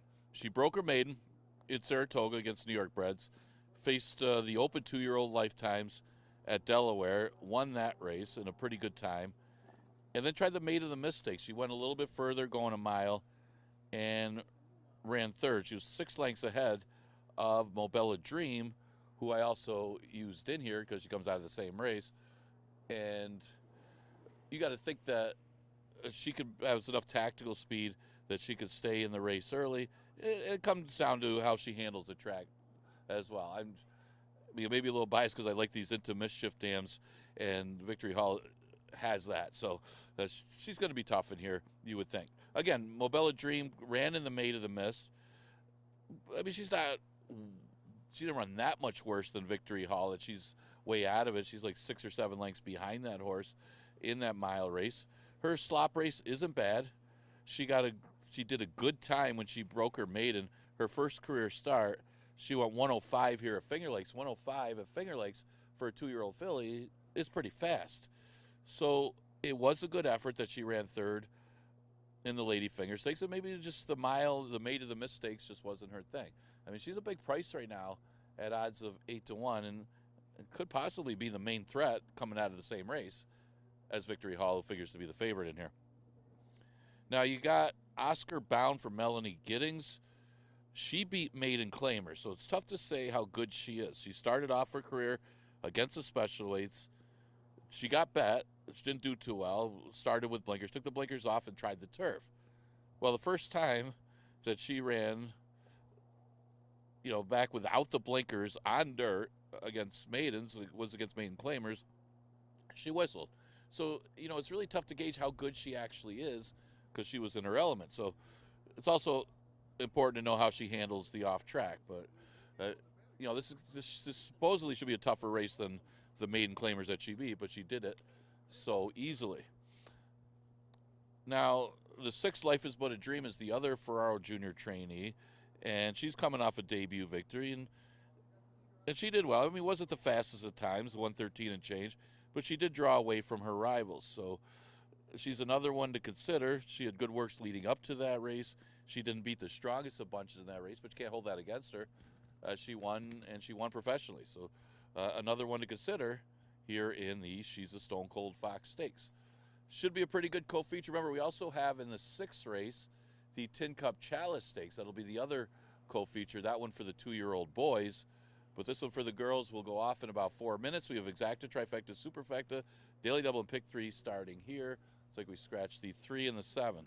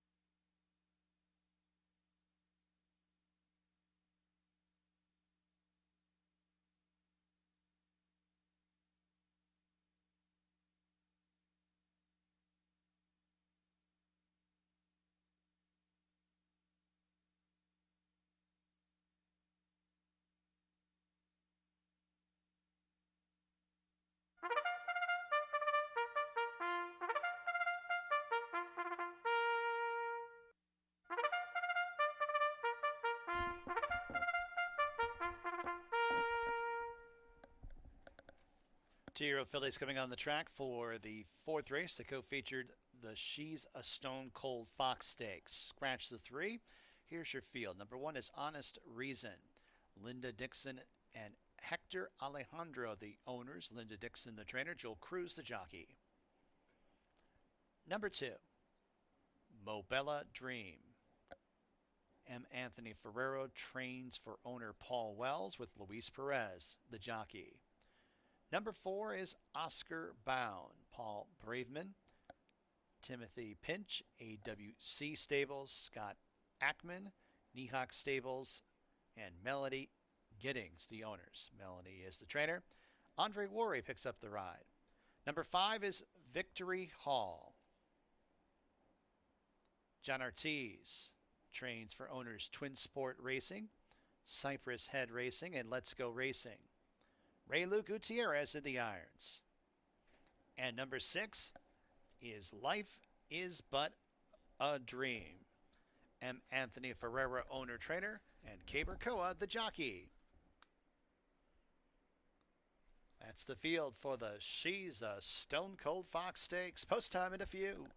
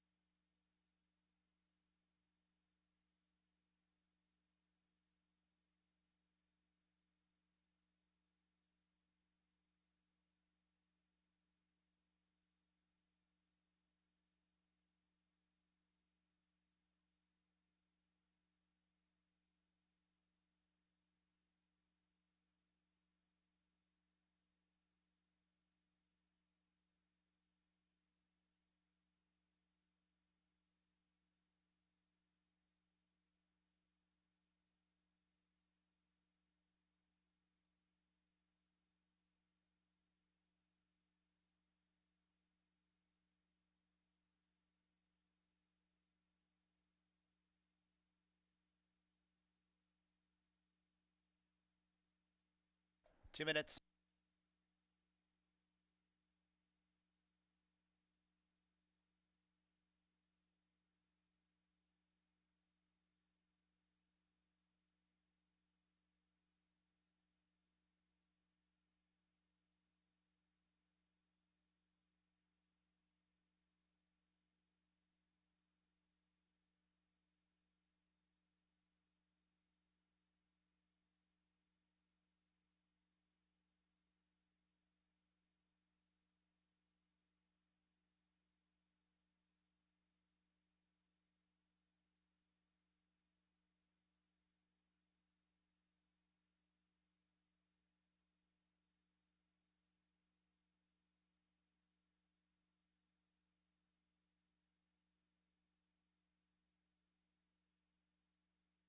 And the fillies have arrived at the gate for the fourth race, the She's a Stone Cold Fox Stakes.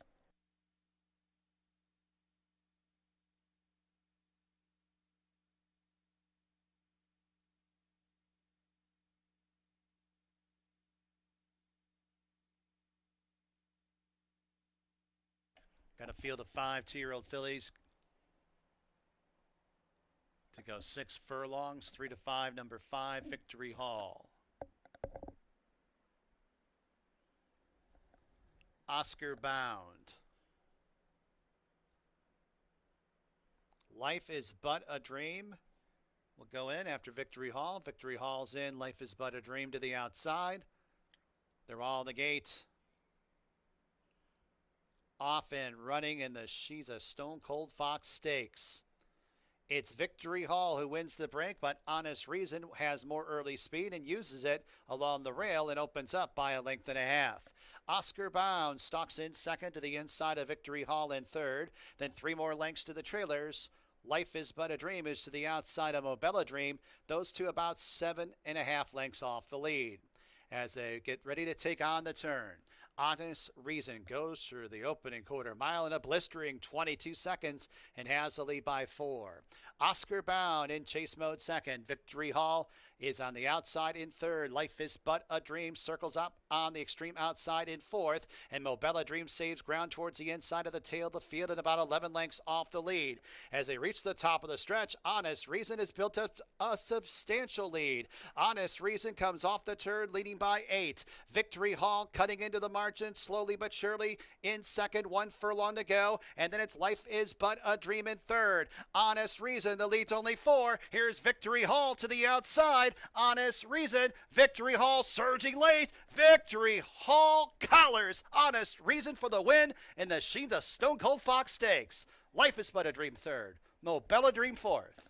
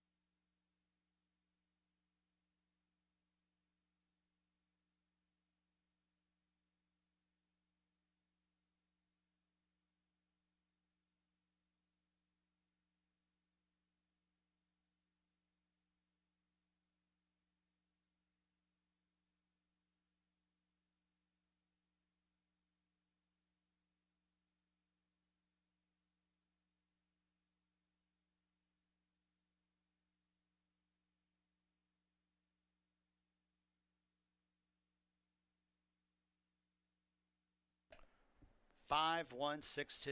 Number 5, Victory Hall first. 6 furlongs, 112.97.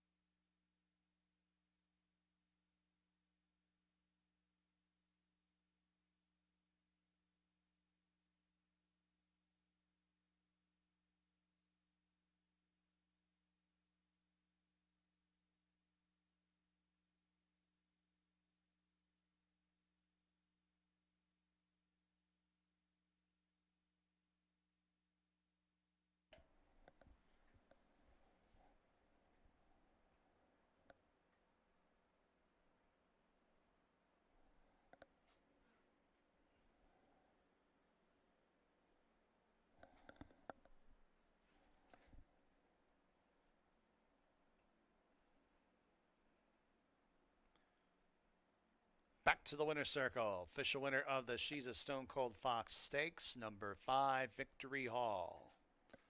Now 3 for 5 lifetime, this New York bred 2-year-old bay filly by Independence Hall out of Into Victory. Twin Sports Racing, Cypress Head Racing, and Let's Go Racing. The ownership, John Ortiz is the trainer. Ray Lou Gutierrez, the winning jockey. Stonegate Stables and Everything's Cricket Racing. Bred Victory Hall. $4.04 the $2 win dividend. Double $97.22. Exacta $57.04. Trifecta $48.05. Super $17.34. Pick 3 $105.88. Trophy presentation for the She's a Stone Cold Fox Stakes.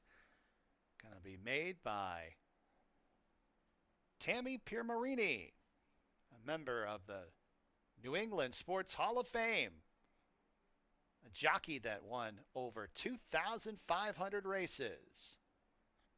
Tammy Piermarini with the trophy presentation for the winning connections of Victory Hall, winner of the She's a Stone Cold Fox Stakes.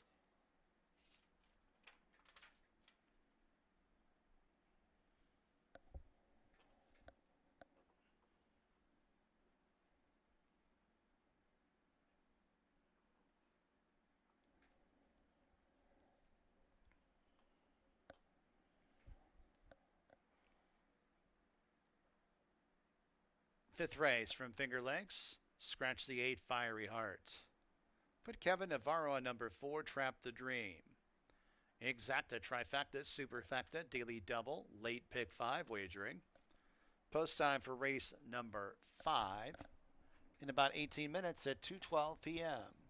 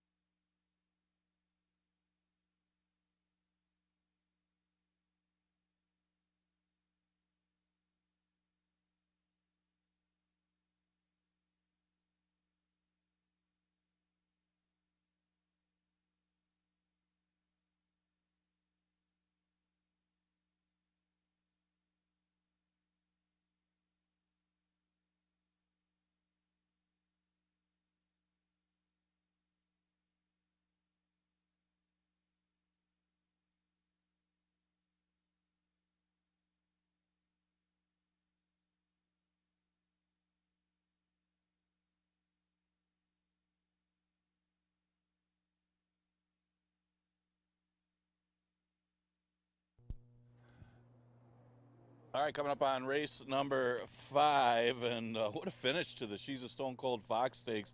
Long shot, Honest Reason got out there and opened up a big lead. Did not look like she was going to get caught. And then the heavy favorite, Victory Hall, was still able to run her down. Derby connections, Ray Lugateras and John Ortiz, congratulations to them as Victory Hall wins the 2025 running of the She's a Stone Cold Fox Stakes. That was the infamous Tammy Piermarini making the presentation for that race. One of the top female riders all time. What a great rider she was. Fifth race, 5,000 claimer, going 6 furlongs. We'll look at this one, and yeah, pretty wide open group. It's an interesting race because you got 2 speeds that are from the same barn. You got Sharpaz, one way of going to the front, and then you got the speedy Brock Moninoff, who actually really likes an off track. So interesting to see if they control the pace here. The other speed comes from the outside, Storm and Sammy and G Money, and they're way out there. So it'll be interesting to see what the tactics will be with these 2 front speed horses. Now Sharpaz takes a huge drop in class. Really cold on the board at 13-1, considering company kept.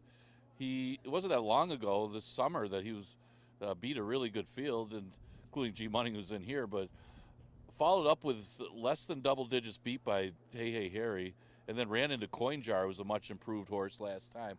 Big drop for that one, down to 5,000. Strong player, along with Brock Moninoff, who's won at the distance and also has 4 wins on an off track. Beta also with 4 wins on an off track. He cuts way back in distance out of route races to the sprint, but early in his career he was running this distance a lot. He's got 2 wins and 12 starts at 6 furlongs. Against some good company back then. So the other part is he's dropping to 5. I mean, when he ran for 5 earlier this year, it was in for the waiver claim, and he whistled. He won for fun, even though that was a route. So he's more at the mercy of the pace when you're talking about sprint races than routes, but he's won at this distance, and if they do back up at all, Beta, from a class standpoint, seems to have the edge on most of these. Again, it's a question of distance and pace. The 7 is Nutsy. Nutsy getting some action. Nutsy at odds of 4-1. He's a late run. I mean, he's pretty versatile. It seems like in recent times, last year or 2, they've been coming more from further out of it, and it's working for Nutsy. He puts in a good run every time. Last time he finished just off the board, but that was after breaking poorly, and it was a tougher starter condition against East Coast Girl. East Coast Girls won 3 in a row, tearing up the track in quick times. So no shame in Nutsy's last race. The only thing with Nutsy is he does seem to be an underneath type. He's been getting second and third, at least the last year or 2 he is. But he does have a lot of wins. He's got a lot of wins over this track, 9 of them. And the fact that he's dropping to 5,000 makes him one of the main contenders in here as well. The other one I threw in there was another long shot. I mean, the money's is interesting here when you look at it. It seems like Beta's going to get a lot of the play. He's at 5-2. It's a bigger field, so you got 6-1s all over the place. The 9 Enticing Prospect also takes a drop.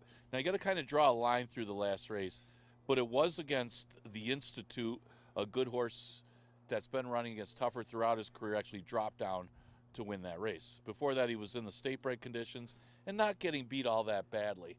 So another one that's dropping to 5 that could respond to the drop if he handles the racetrack, and would be a good one to use in the number, especially if he stays that high of odds, with odds of 13-1. So that's a few of the horses getting some action here in the 5th. It is a wide open event. Exacta Super Daily Double, and the late pick 5 starts with this race.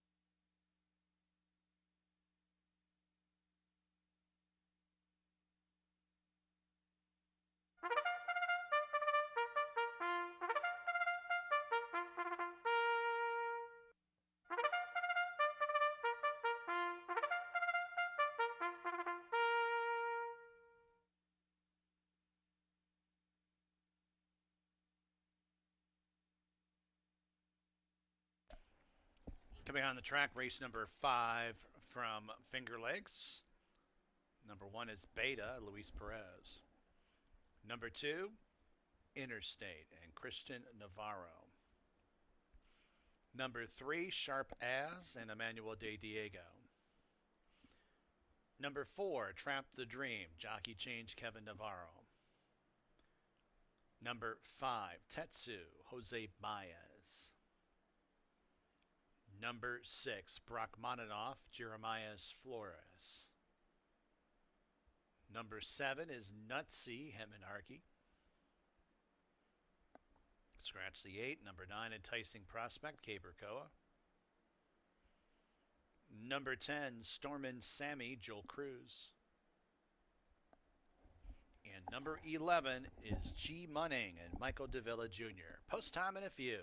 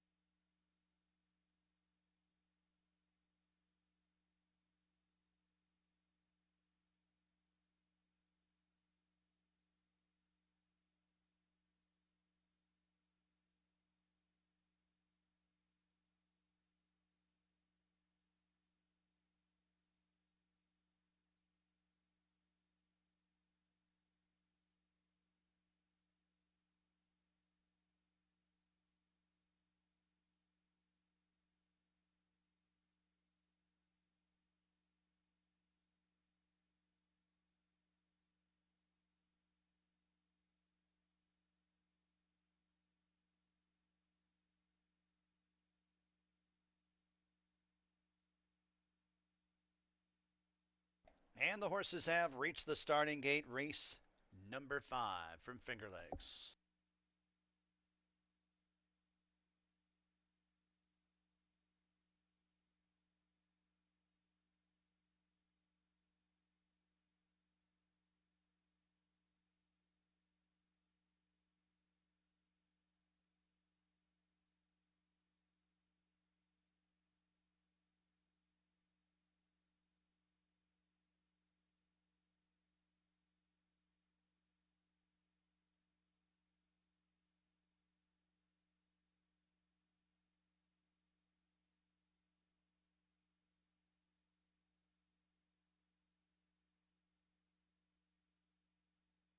Loading up for race number 5. Got a field of 10 to go 6 furlongs. Conditioning claimers.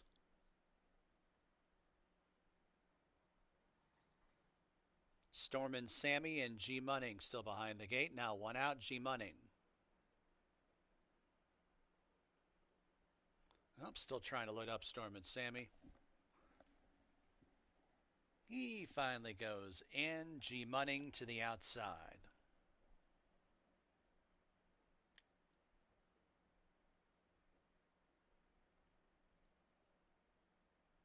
They're all on the gate. And they're off. Good start for Beta from the fence. Brock Monanoff flashing early speed. Stormin' Sammy, G Munning are on the outside. 4 across the track early on. Beta is behind the speed in 5th, 4 lengths off the lead. The pace is pretty rapid early on. Nutsy's in mid-pack and a length in front of Enticing Prospect, who's about 10 lengths off the lead. 2 lengths back to Tetsu in 8th. 3 lengths to Trap the Dream in 9th. And Interstate is at the back of the pack. It's G Munning and Sharp as these two hook up on the front end. First quarter mile, 22 seconds flat. Stormin' Sammy races in 3rd, 3 lengths back. Brock Monanoff is nudged upon to go after the leaders in 4th. Nutsy towards the inside 5th. Beta races in 6th. And then Enticing Prospect goes about 7 wide on the turn. Trap the Dream is in 8th, right to the outside at Tetsu, but closing in is Trap the Dream as they turn into the stretch. G Munning, Stormin' Sammy. Here's Nutsy towards the rail. Tetsu and Trap the Dream are in tandem, 4th and 5th. Looking out for racing room, both of them. 16th to go. G Munning, Nutsy, Trap the Dream in some tight quarters. Tetsu's at the fence in deep stretch. It's Nutsy and G Munning. Nutsy, G Munning, G Munning, Nutsy, G Munning, Nutsy. G Munning got a good bob there, but it's a photo with Nutsy close for 3rd. Trap the Dreamer, Tetsu.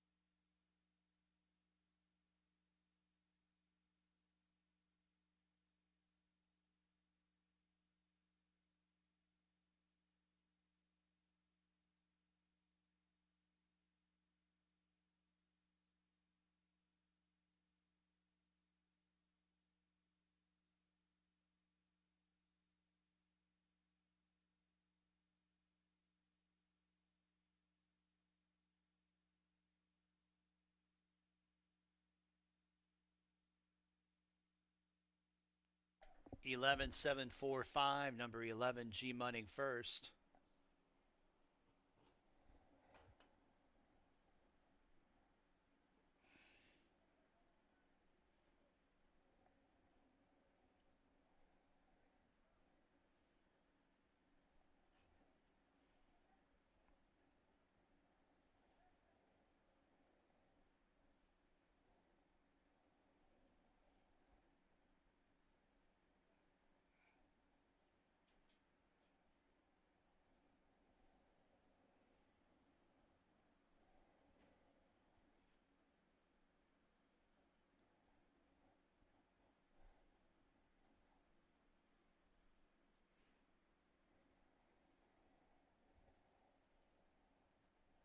Back to the winner's circle, number 11, G Munning.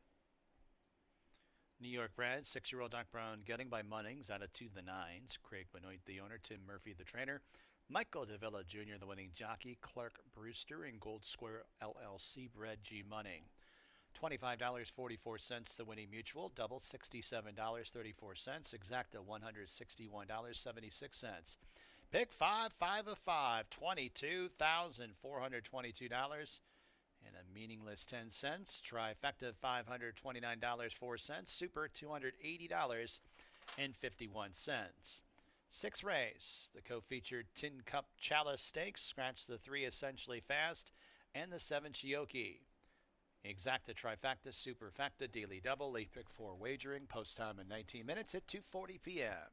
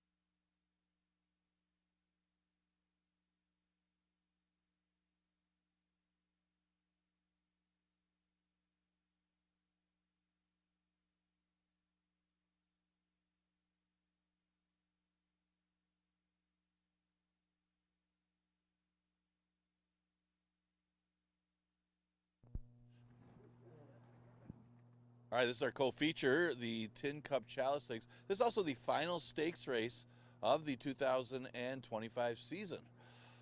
Still got plenty of action left, of course, as we don't close until the day before Thanksgiving. But we had the earlier stake, the She's a Stone Cold Fox stake, that resulted in a very close finish, won by Victory Hall. Now we got the Tin Cup Chalice, which is a very good wide open race. I mean, we scratched the 3 and Centrally First in the 7 choke, but it's still a competitive group of 2-year-olds. See Muscle Shoals getting a lot of early play, benefited from being the main speed in his debut. He got out there pretty good, though. From an inside position, he shot out there, established the early lead, and he finished up in a pretty decent time. Tough to gauge how good he is. He's going to get tested today going 3/4 with some other speed in the race to go with him early. Interesting, I took a shot with a little bit of a price in here of a horse that actually finished behind Muscle Shoals in his debut performance. Talking about King's Dancer. Now, that wasn't that long ago, as these 2 horses just ran last week. But King's Dancer should be the one to step up big time on and off track.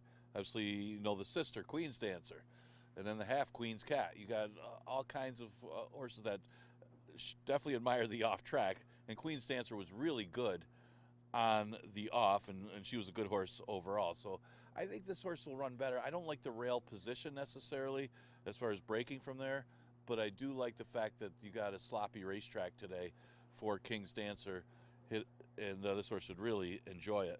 And was making up some ground. Had to make a big middle move as Muscle Shoals was loose in there before flattening out, and that one just didn't come back to him. So it could be a different story today if the speed all goes out there. The 2 Savage State, what can you say? This horse was very impressive, running 112 in the slop. I would think that they're going to run 112 here. And Savage State, so a repeat performance, puts him right there. He only got beat a length the race before, and he was dominant against that little bit softer field, maiden field last time. So you would think that a repeat of that on a sloppy track today, if they go 112 and change, I don't see them going 111. Maybe, but he doesn't need to improve off of that race is the point. And he's a good price right now at 7-2, especially with Muscle Shoals taking the play. We don't know how good Muscle Shoals is. I mean, he went 5.5 in his debut. He was lone speed. Now he's got other pace to contend with. Other horses to consider, yes, Sunday's Currency. Sunday's Currency comes off a good-looking score last time in 112 and change in the slop. You can say the same for him. And he had a couple seconds mixed in there. He ran the one bad race, but he had a lot of trouble in there. Didn't break all that well and was checking behind horses. So we could draw a line through the one race of Sunday's Currency finished off the board. Is he this good? Well, yeah. I mean, the 112 puts him right there, and he's run with these horses throughout his maiden career. He's had the most starts in here, so you would say he's got the most experience in this field. The other Linda Dixon trainee is the 8 God's Angel, and this one might be overlooked. Remember her horse in the 4th race, the She's a Stone Cold Fox stake, almost stole it on the front end at a big price. This is another one that had good early speed, opened up a big lead on his opponents last time, and held on pretty well, and that included Sunday's Currency and others at 5.5. Has to go 3/4 today, a little tougher test. Like Muscle Shoals, if he gets out there, they may be, especially for 2-year-olds, they may be out there in some pretty quick fractions. I would expect a 22 first quarter with these 2-year-olds, and that's pretty quick for our 2-year-olds, especially the ones that are just coming off maiden victories. But we'll see how good they are, and that's what's so great about this race. May the best horse win in a sense, because this is a very competitive and very good betting race, the Tin Cup Chalice Stakes, which again, our final stakes race of the season, named after one of the best horses to ever run at Finger Lakes, Tin Cup Chalice. Okay, we scratched a 3, Essentially Fast, and the 7 choke. Got about 4 minutes to post for the main event.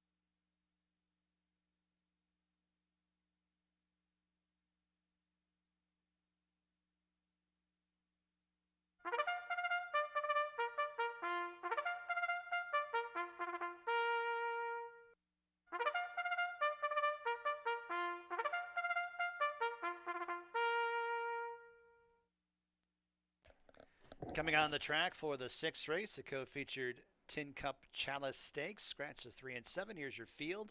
Number 1 is King's Dancer. Linda Dixon and Hector Alejandro, the owners. Linda Dixon, the trainer. Joel Cruz, the jockey. Number 2, Savage State. Gold Bear Farm and Jacqueline Falk, the owners. Jacqueline Falk, the trainer. Chris Russell, the riding assignment. Number 4 is Sunday's Currency. Arcadio Lopez trains for owner Angel Lopez, and Andre Worry got a leg up. Number 5, Muscle Shoals. Stonegate Racing Stables owns. M. Anthony Ferrero trains. Luis Perez in the irons. Number 6, Instant Success. Joseph McMahon, Ann McMahon, and Ralph D'Alessandro, the owners. Ralph's the trainer, and Emmanuel De Diego calling the shots. Number 8, God's Angel. Linda Dixon trains for owner Kevin Fernandez Merced. Nazario Alvarado calling the shots.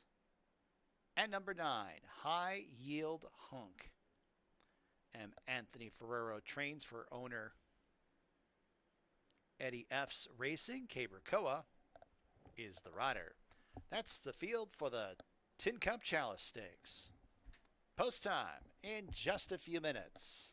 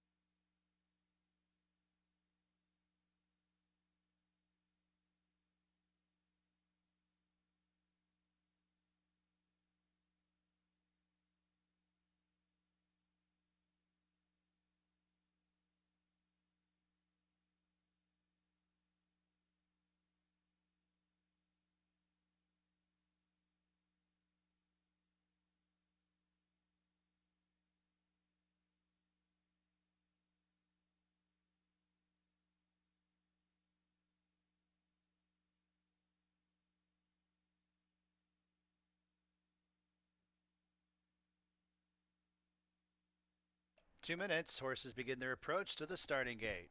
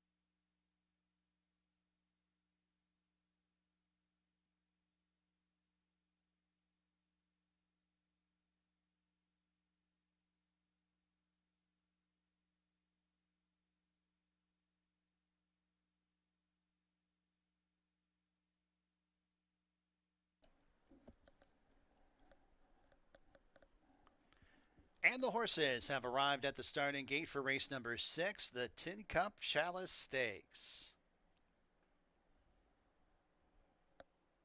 Got a field of 7 to go 6 furlongs. 2-year-olds, $45,000 the purse. 6 to 5 on number 5, Muscle Shoals. 3 to 1 on number 2, Savage State, loading up for race 6, the Tin Cup Chalice Stakes.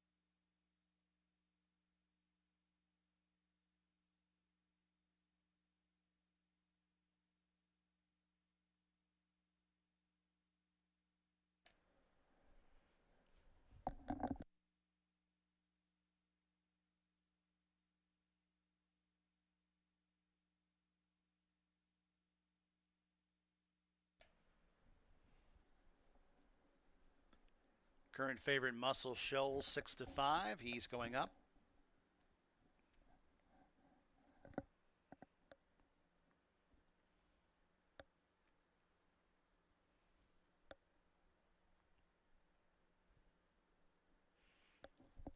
Instant Success, God's Angel, and High Yield Hunk.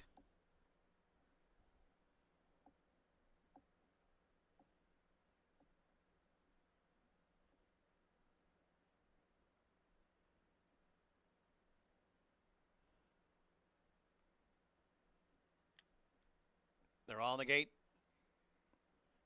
Off and running in the Tin Cup Chalice Stakes. Sluggish start. King's Dancer is last.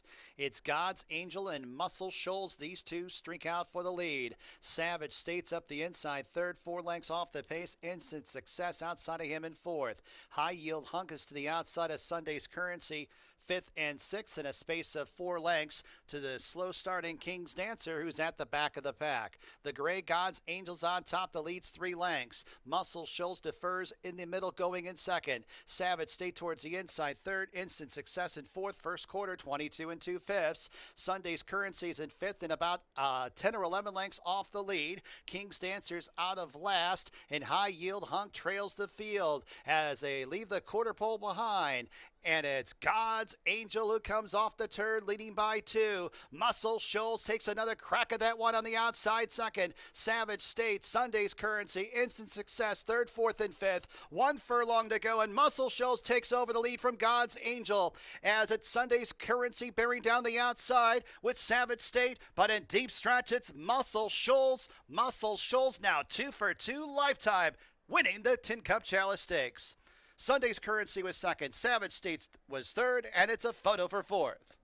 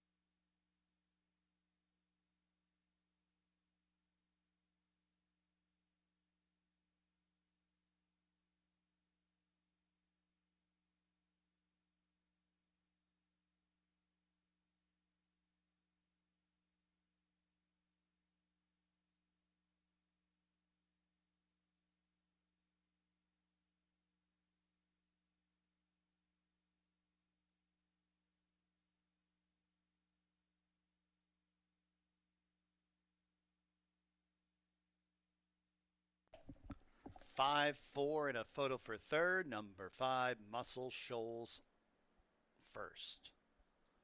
6 furlongs, 112.91. Third, number 2, Savage State. Fourth, number 8, God's Angel.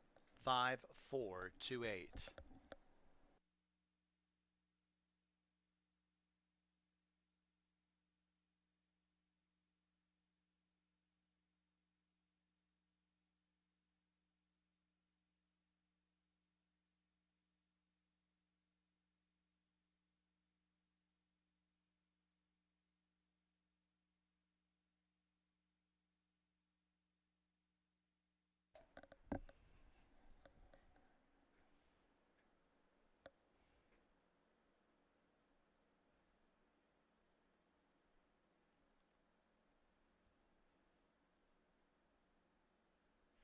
Back to the winner's circle, number 5, Muscle Shoals. New York bred, 2-year-old bank gelding by Reedsdale out of Chevy to the Levee. Stonegate Racing Stables owns, M. Anthony Ferrero trains, Luis Perez the winning jockey. Stonegate Stables bred Muscle Shoals. $5.46. The winning $2 win dividend. Double $99.20. Exacta $29.64. Try $21.43. Super $53.77. Pick 3 $48.65. Pick 4 $1,213.63.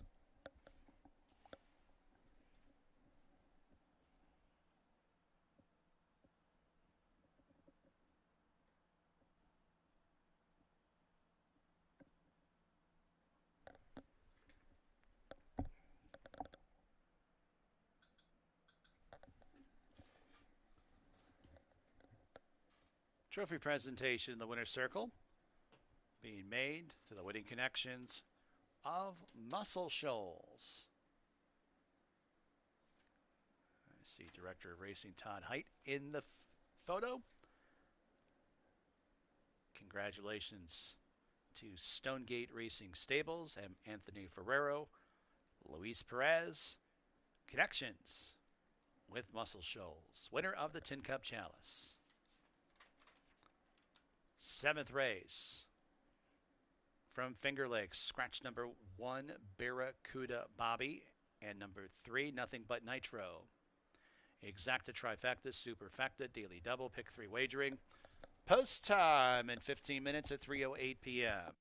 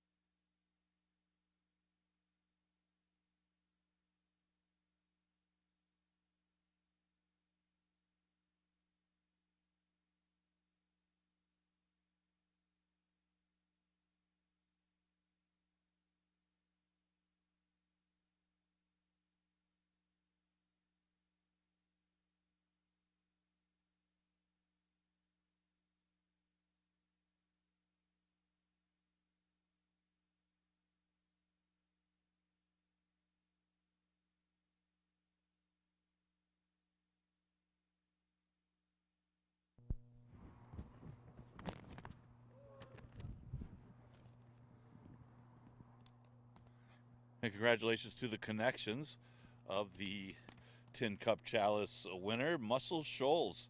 Perfect 2 for 2 as he was able to run down God's Angel and get the win. Louis Perez for M. Anthony Ferraro.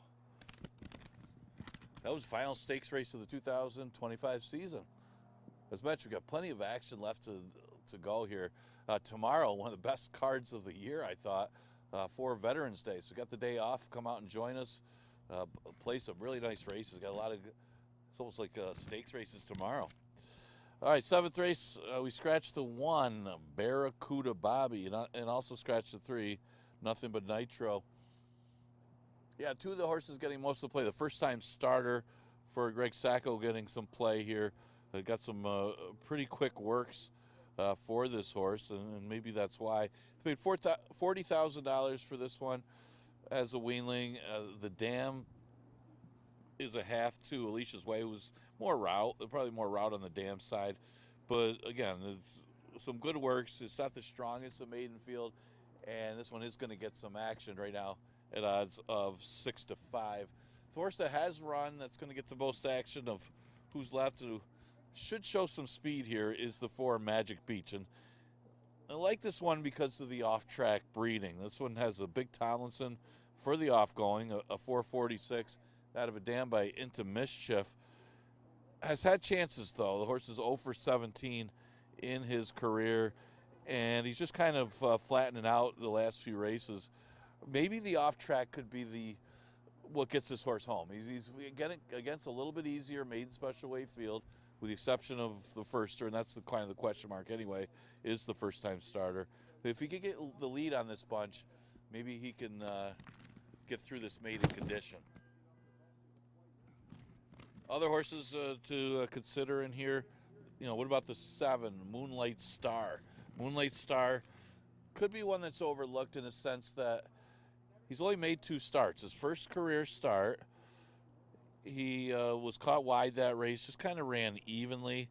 He was behind the speed of that race and just never really picked him up. And it was one of those things where it was his first start, so probably needed the race anyway.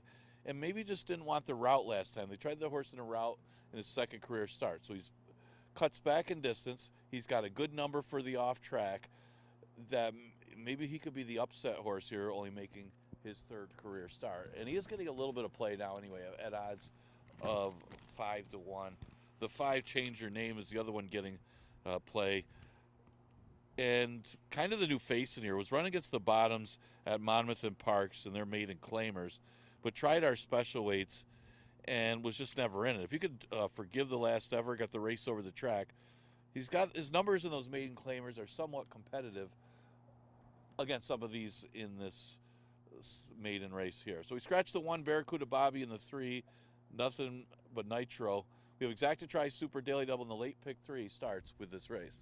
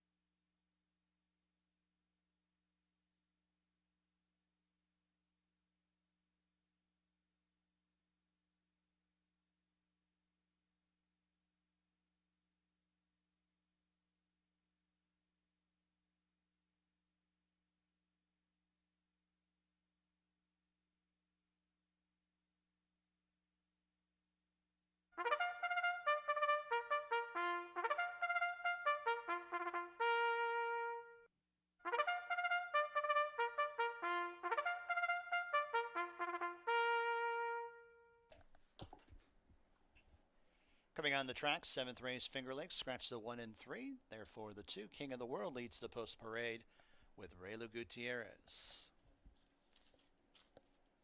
Number 4, Magic Beach and Emmanuel de Diego. Number 5, Change Your Name, Luis Perez. Number 6, Dr. Merciless and John Barrios. Number 7 is Moonlight Star, Christian Navarro. And number 8, Jay Belkin, Michael DeVilla Jr. aboard. Post time in just a few minutes.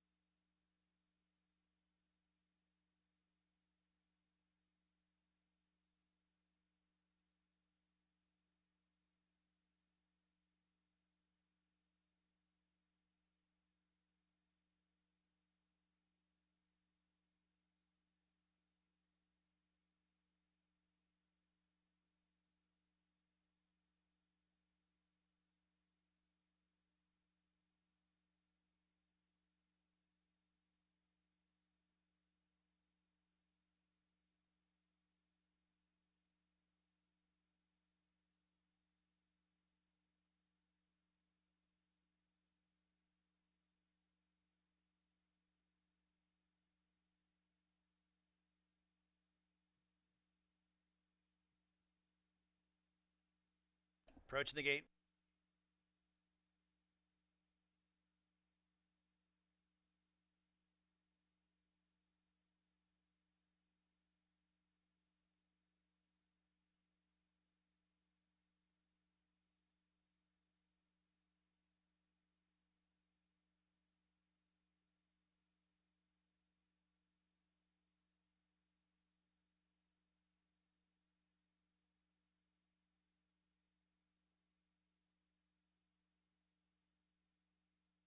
And the horses have arrived at the gate for race number 7 from Finger Lakes.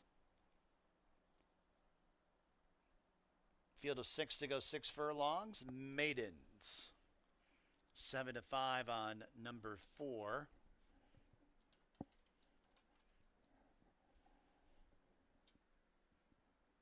Magic Beach. Now 6 to 5 on him. 8 to 5, number 2, King of the World. Moonlight Star going up and in. Jay Belkin to the outside. They're all in the gate. And they're off. Hop in the air at the start, Jay Belkin. Slow start, King of the World. It's Magic Beach who edges out for the lead. Change Your Name, flashing early speed second. And then it's Moonlight Star who's in third, now losing third to Dr. Merciless. As it's King of the World who tries to probe throughout the fence in fifth, 4 lengths off the lead, now up into a joint fourth. And 3.5 lengths to Jay Belkin who's at the tail of the field. As they make the entry into the turn, it's Magic Beach who clears off by a length and a half. Dr. Merciless trying to get after the leader in second, but now 2.5 lengths off the lead. Third place is Change Your Name. Then 3 lengths to Moonlight Star to the outside of King of the World. And then 5 lengths to Jay Belkin who trails the field as they arrive at the top of the stretch. And Magic Beach comes off the turn in charge, leading by about 9 lengths over Dr. Merciless, who's to the inside of Change Your Name. And then it's Moonlight Star, a distant fourth. 16th of a mile to go, and it's Magic Beach. It's graduation day for Magic Beach. Magic Beach is going to win by double digits. Moonlight Star up the inside for second, Dr. Merciless third, Jay Belkin fourth.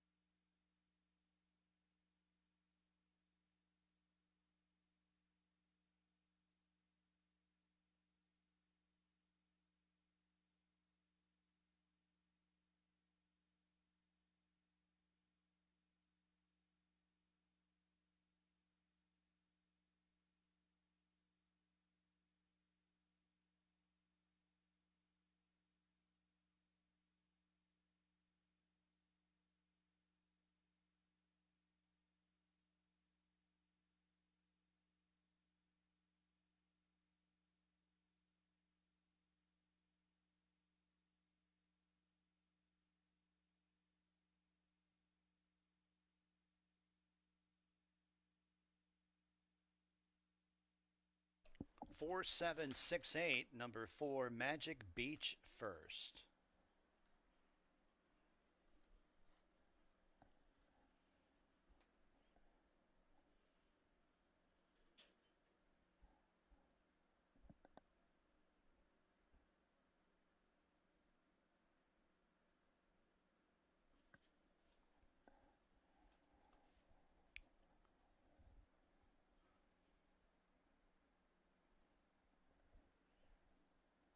Magic Beach back to the winner's circle. New York bred, 4-year-old dark brown gunny by Omaha Beach out of Magic Mischief.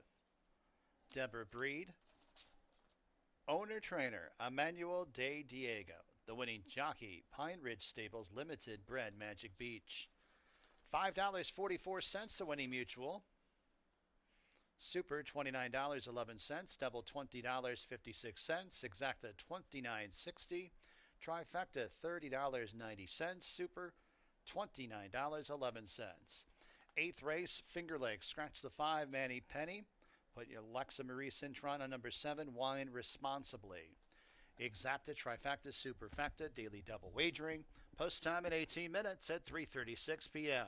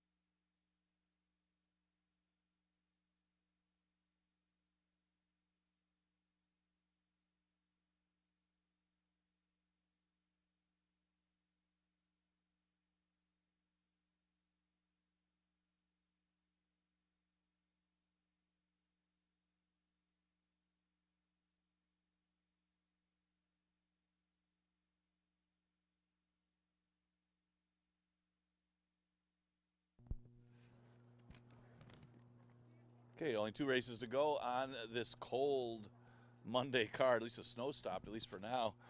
Looking back at the 7th, yeah, pace makes the race. Magic Beach able to get to the front end, get a clear lead, easier field today, and you see the result. He won a lot easier than he's been struggling. It was only his 18th start, but he was able to find a field he could beat and basically have a tactical edge in that race.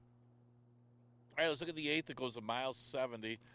We got a daily double as well as other in the wagering menu. We do scratch the 5 Bandy Penny. The Citron's going to be on this 7 Wine Responsibility. Obviously, weight remains the same. Looking at the 1, good as he gets. Right now, the early favorite is 6-5. Could possibly just go to the front from that inside position. He is knocking at the door. He's been either first or second his last 4 starts and just missed last time as the heavy favorite. Should be tough in here. Can't see him any worse than first or second unless he gets mixed up in a speed duel early trying to be aggressive. But I didn't see a lot of speed outside of him, and that might be to his advantage. Some of the main rivals in here come from quite a bit out of it, including Lifetime Guarantee. Whiskey Franz will be the other one to consider. He took a sharp drop in class. Well, more of a step up and drop. I mean, he was claimed for 5,000 the day he won, and maybe the allowance race was just a tad over his head. So it wasn't such a big drop in the sense that he was at this level to begin with, and he was able to get the victory. A little tougher today, obviously, even though he's staying at the 5,000 level, moving to the Never Won 3, but this is the level he belongs. He's very competitive. Could be another one that could win race number 8. And the 6-horse Lifetime Guarantee was the other one I considered in here as far as a win threat, mainly because he has faced tougher in the past. He finally dropped to 5,000 last time and just simply didn't get they did go quick, but he didn't get really the flow to come back to him. He found himself far out of it. And that's the thing. He is really not only at the mercy of the pace, he's got to pick up his feet and come rolling because, his running style is going to find himself way, way behind the early pace. But at 5,000, if this horse runs his best race, he'll pick him up. And he's one to consider in here at 5-1. He will have to run better than what he did. I mean, they did have a 47 last time to run at, and he did make up a little bit of ground. He does have that capability of making up ground and getting the victory here. It's just a matter of trips. The 7 Wine Responsibility, mentioned this one. We'll have the apprentice rider Citron on. Of course, no weight advantage because it was a jockey change. The one thing you can say about Wine Responsibility, both career wins have come on and off track. And you look at the overall record, it just seems like this horse would really enjoy the moisture in the track, and he's going to get it today. Will that be enough for him to beat these horses? It's a good question, but I think it might be enough to put him in the number as far as tries and supers. So 8th race starts the last double. Exacta try and super also available here. You got about 3 minutes to post.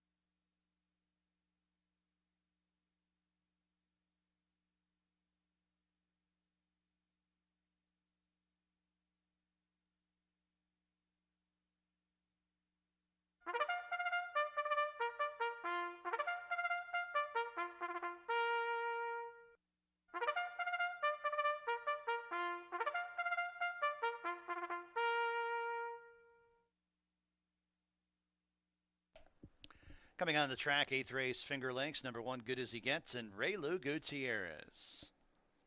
Number 2 is Bolt to Run, and Carlos Camilo. Number 3, Whiskey Friends, Andre Worry. Number 4, Neptune Beach, Christian Navarro. Number 6, Lifetime Guarantee, Luis Perez. Number 7, Wine Responsibly, Alexa Marie Cintron.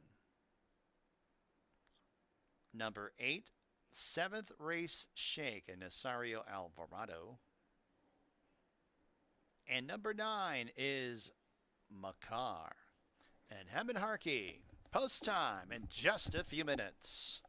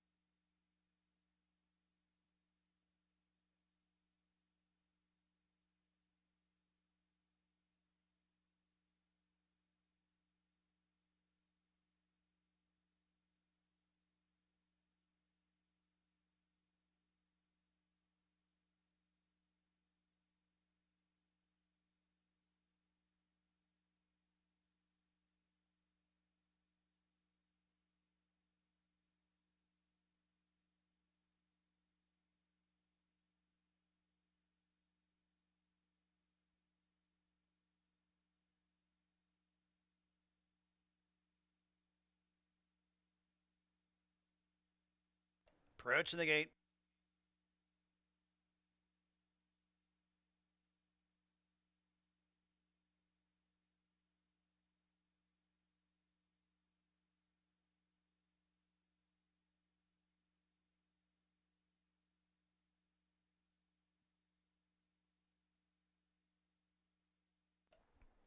And the horses have arrived at the starting gate for race number 8 from Finger Lakes. Got a field of 8 to go a mile and 70 yards. Favorite at 3 to 5, number 1, Good As He Gets. Now 4 to 5 on him, loading up for race 8.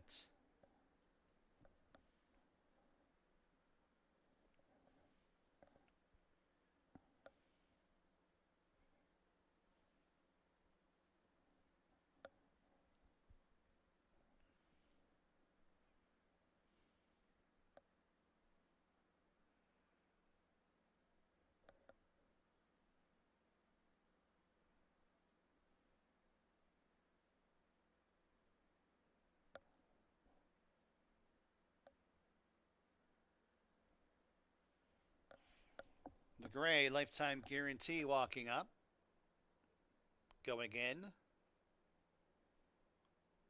Wine responsibly, and then Makar to the outside. 7-3 shake already loaded up. 3-5 on good as he gets. Makar going up and in. They're all in the gate.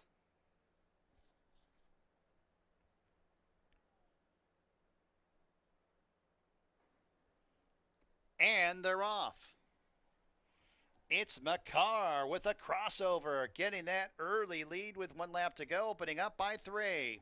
Whiskey Friends, good as he gets. 7th race shake, 2nd, 3rd, and 4th. Wine responsibly, mid-pack in 5th. Then 4 more lengths back to Neptune Beach in 6th. 7th place lifetime guarantee. And a length to Bolt to Run, who's in the 8th and trailing position. It's Makar winging on the front end, opening up by about 7 lengths. Whiskey Friends rates in 2nd, good as he gets towards the inside in 3rd, and then a margin of about 4 lengths to 7th race shake, who's a clear-cut 4th, 5 further lengths to Wine Responsibly. Then we come back to Neptune Beach in 6th, 2 lengths to the gray, lifetime guarantee in 2nd last, and a margin of 2 to Bolt to Run, who trails the half.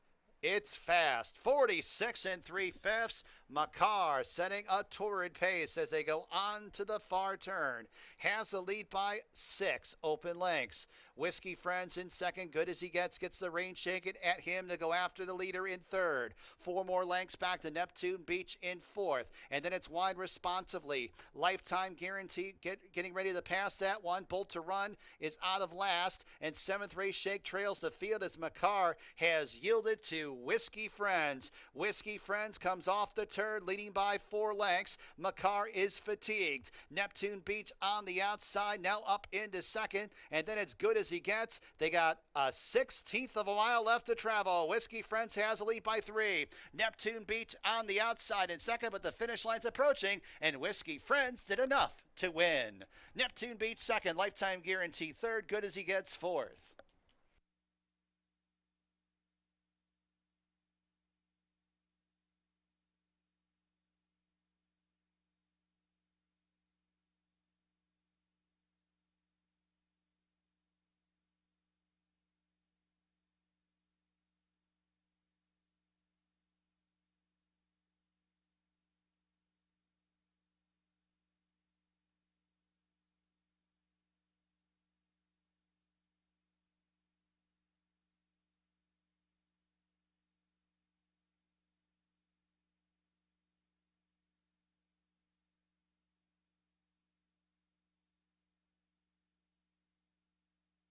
Three, 4, 6, 1. Number 3, Whiskey Friends first.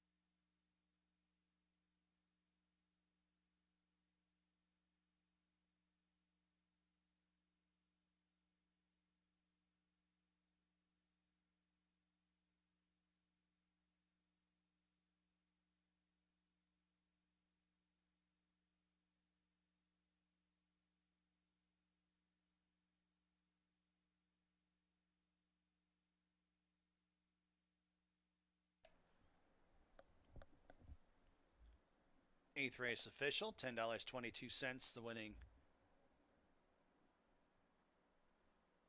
$2 win payout on Whiskey Friends. New York bred, 3-year-old chestnut gunny by Speightster out of Dreamed to Dream.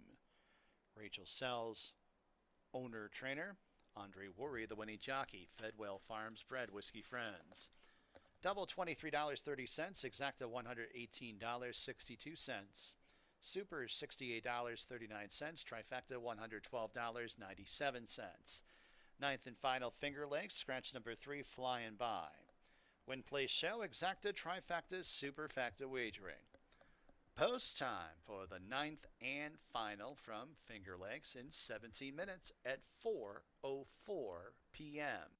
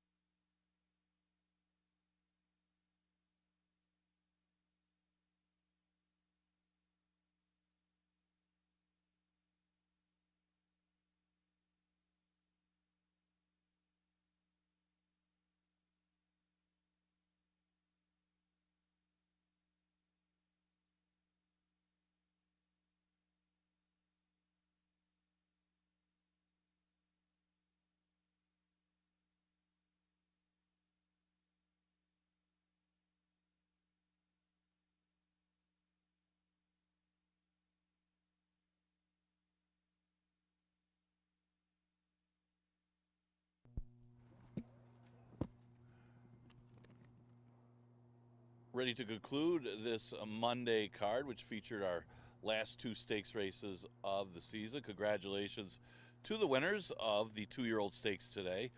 We had the She's a Stone Cold Fox Stakes. That was a Victory Hall in dramatic fashion. Caught Honest Reason at the wire. That one was looked like it was going to shake loose. And then it was Muscle Shoals winning the Tin Cup Chalice Stakes. He looked pretty good in the victory. Louis Perez from Anthony Ferraro in that race. Congratulations to the winners. Just a reminder, tomorrow, could be another cold one tomorrow, but we got a great card. If you look at the card tomorrow, one of the best cards of the season is you got some notables running. I mean, it should be an exciting day. Join us for the Veterans Day card. Tomorrow, Tuesday, we have the day off. Good chance to come out to the racetrack. Maybe go inside where it's warm here. Looking at the last 5,000 claimer, Fillies and Mares, non-winners of a race since the day or never won 4 races. Again, we scratched the 3 flying by. Great race to finish it off with. You look at some of the contenders in here, and it might come down to who gets the trip and who handles the racetrack. I was looking at a horse, and you're not going to get a 3 to 5 shot in here. Maybe you could get 4 or 5 to 1 on Ace Up Her Sleeve. She's currently 7 to 2 on the board right now. One of the horses that are getting some early play. And it's a horse that hasn't really run that badly. She won the 2 Lifetime. Didn't really get a great trip going 5.5 furlongs. It got bothered late by the winner, and the winner actually got the number taken down. Last race, she kind of ran an even third, but that was a day where front speed was pretty good. The Light Thoughts took advantage of the pace scenario too. There were only 2 speeds in the race, and the other one couldn't get 6 furlongs. So she took advantage of how the track was playing. I like the other thing with Ace Up Her Sleeve, that she may like the off going. It's a horse out of a dam by Broken Vow. So expect her to be close against these, and maybe with a trip, she could be the one to get the victory. I did lean towards her on top. All the way on the outside is the 11 Lagrate, who was coming off a victory when she dropped to 5,000 last time. And you look at a horse like Whiskey Franz. She dropped last time to 5. She moved to the next condition, and she still kept her form and got the victory last race. Maybe Lagrate with a drop last time. She was able to get the victory. Don't love the post on this horse, but she looked good in victory last time as the favorite. Wouldn't be a big surprise in here. Again, she'll probably have to work out a trip from that outside position. One that might be overlooked is the 6 Carol Said No. Now, Diego goes to Dashing Della. Dashing Della coming off a victory against 5,000s when she was able to take advantage of a race that didn't have any pace. We got Bustin' Roxy here to go with her today, but Carol Said No is another one that just kind of runs evenly, kind of lost interest last time as the favorite, and just didn't really finish that strong. But her previous race isn't bad at all, where she made a nice outside move and was right there at the wire, and she was trying to close on a 47. So it's a good underneath type, I thought, with the 6 Carol Said No, and one that you kind of have to include in this race, maybe as a little bit of a price. She's at 7 to 1. And the tricky read would be the one, Bustin' Roxy. Does she have another good one in her? She's finally dropping to the bottom. She was claimed earlier this year for the price, and she just hasn't been able to sustain her speed against tougher competition. She comes off a little bit of a freshening. She's the inside of the speed, inside of Dashing Della. She'll be going from the rail, and it's just a question of, is she good enough? This horse was really good when she first arrived here at Finger Lakes. She shouldn't mind an off track, and if she can get out there and get the lead on Dashing Della, which she does seem like she's quicker, maybe she's a long shot chance in the last to steal it for Esky Beach. Not impossible as Bustin' Roxy, and she's going to be a long shot in here. I mean, this is as wide open a race as you can get for the final race. Poseidon's Mist is another one that drops in class.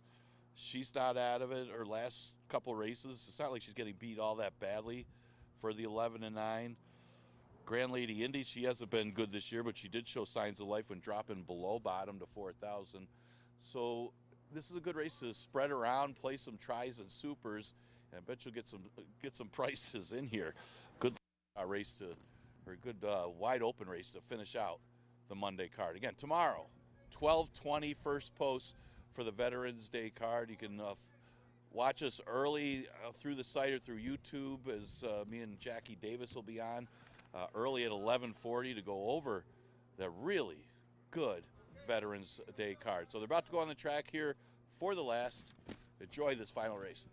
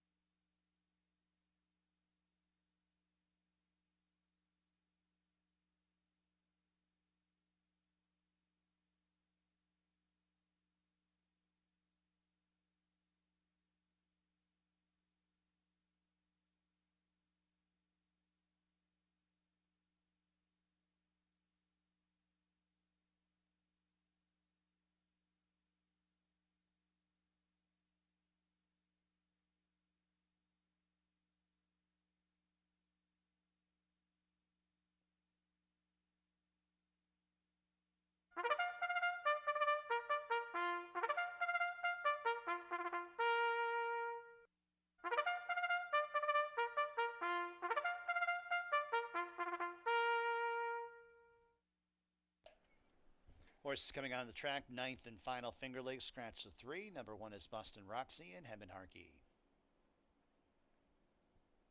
Number 2, Luna Loca, Jose Baez.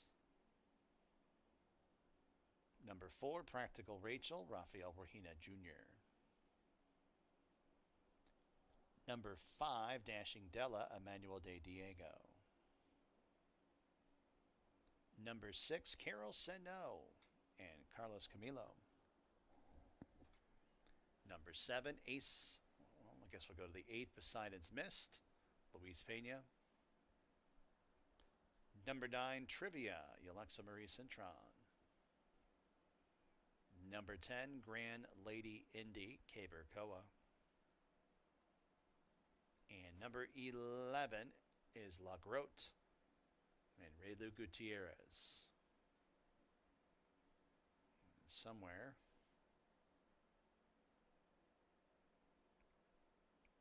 There's the 7, Ace up her sleeve, and Andre Worry. Post time in just a few minutes.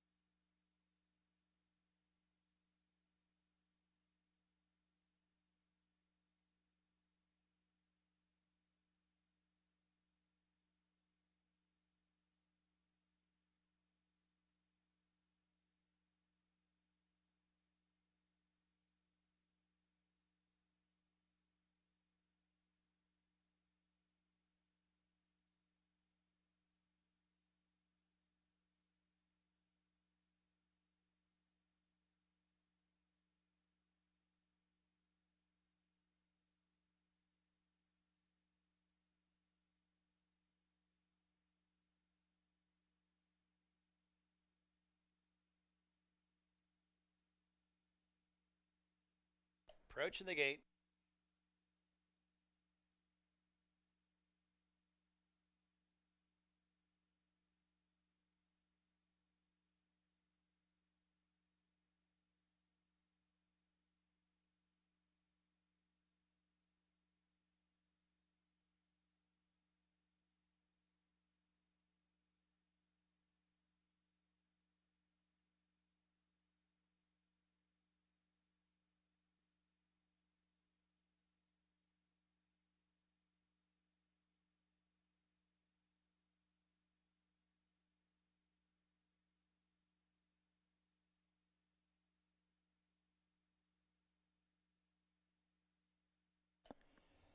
Fillies and Mares have reached the starting gate for the ninth and final from Finger Lakes.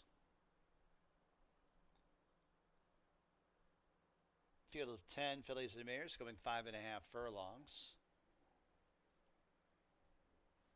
Wide open betting board. Lukewarm favorite at 7-2. Number 7 Ace Upper Sleeve and number 11 La Grotte. 4-1 on number 8 Poseidon's Mist.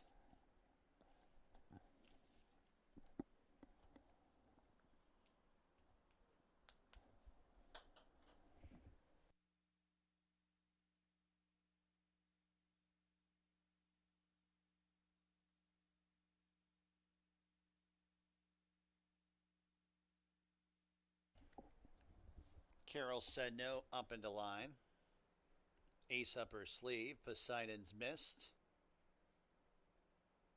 Then Trivia, Grand Lady Indy, and La Grotte. 3-1 La Grotte, 7-2. Ace Upper Sleeve.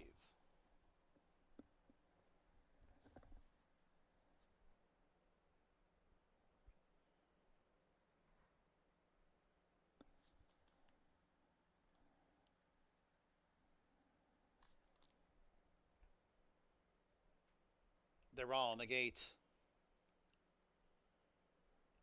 And they're off. Good start. It's Trivia, one of 3 sending out for the lead.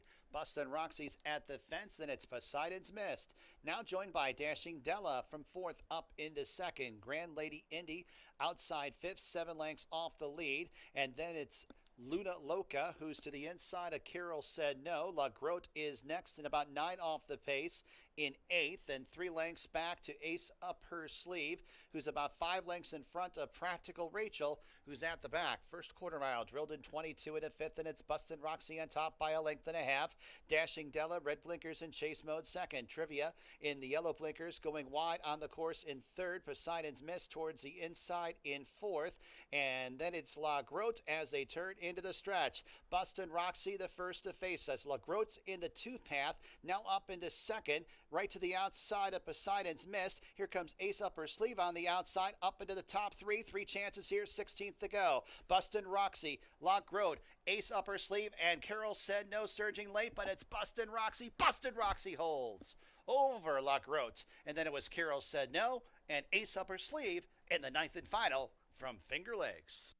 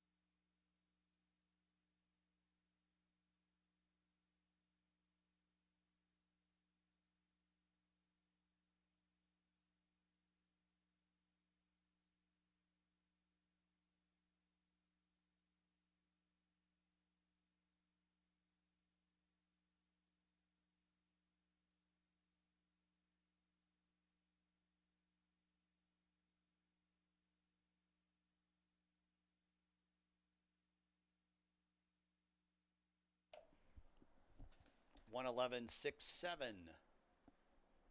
in the ninth and final. 5.5 furlongs, 106.60.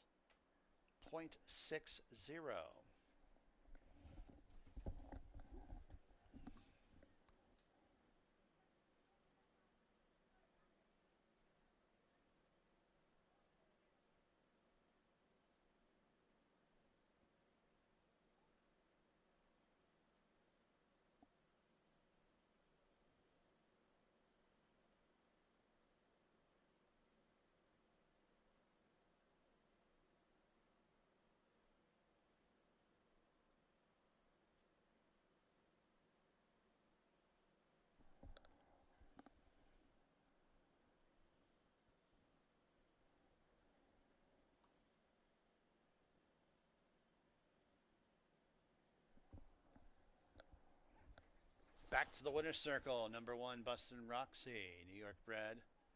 5-year-old chestnut mare by Bustin' Stones out of Rockin' MZ. SK Beach, owner, trainer, Heben Harkey with a riding double today. A bookend riding double for Harkey, winning the first and last races. Bustin' Roxy pays $8.22 to win. Exacta $96.54. Or double, excuse me, $96.54. Exacta $47.08. Try $67.24. Super $54.50. Pick 3 $80.91. Pick 4 $224.09. Pick 5 5 of 5 $2,769.64. Ninth and final from Finger Lakes. In the books for a Monday. Next live racing date tomorrow, Tuesday. First post, 12:20 p.m. From high atop the roof here at Finger Lakes Gaming and Racetrack, this is your track announcer, Bill Downs, signing off. Have a tremendous evening.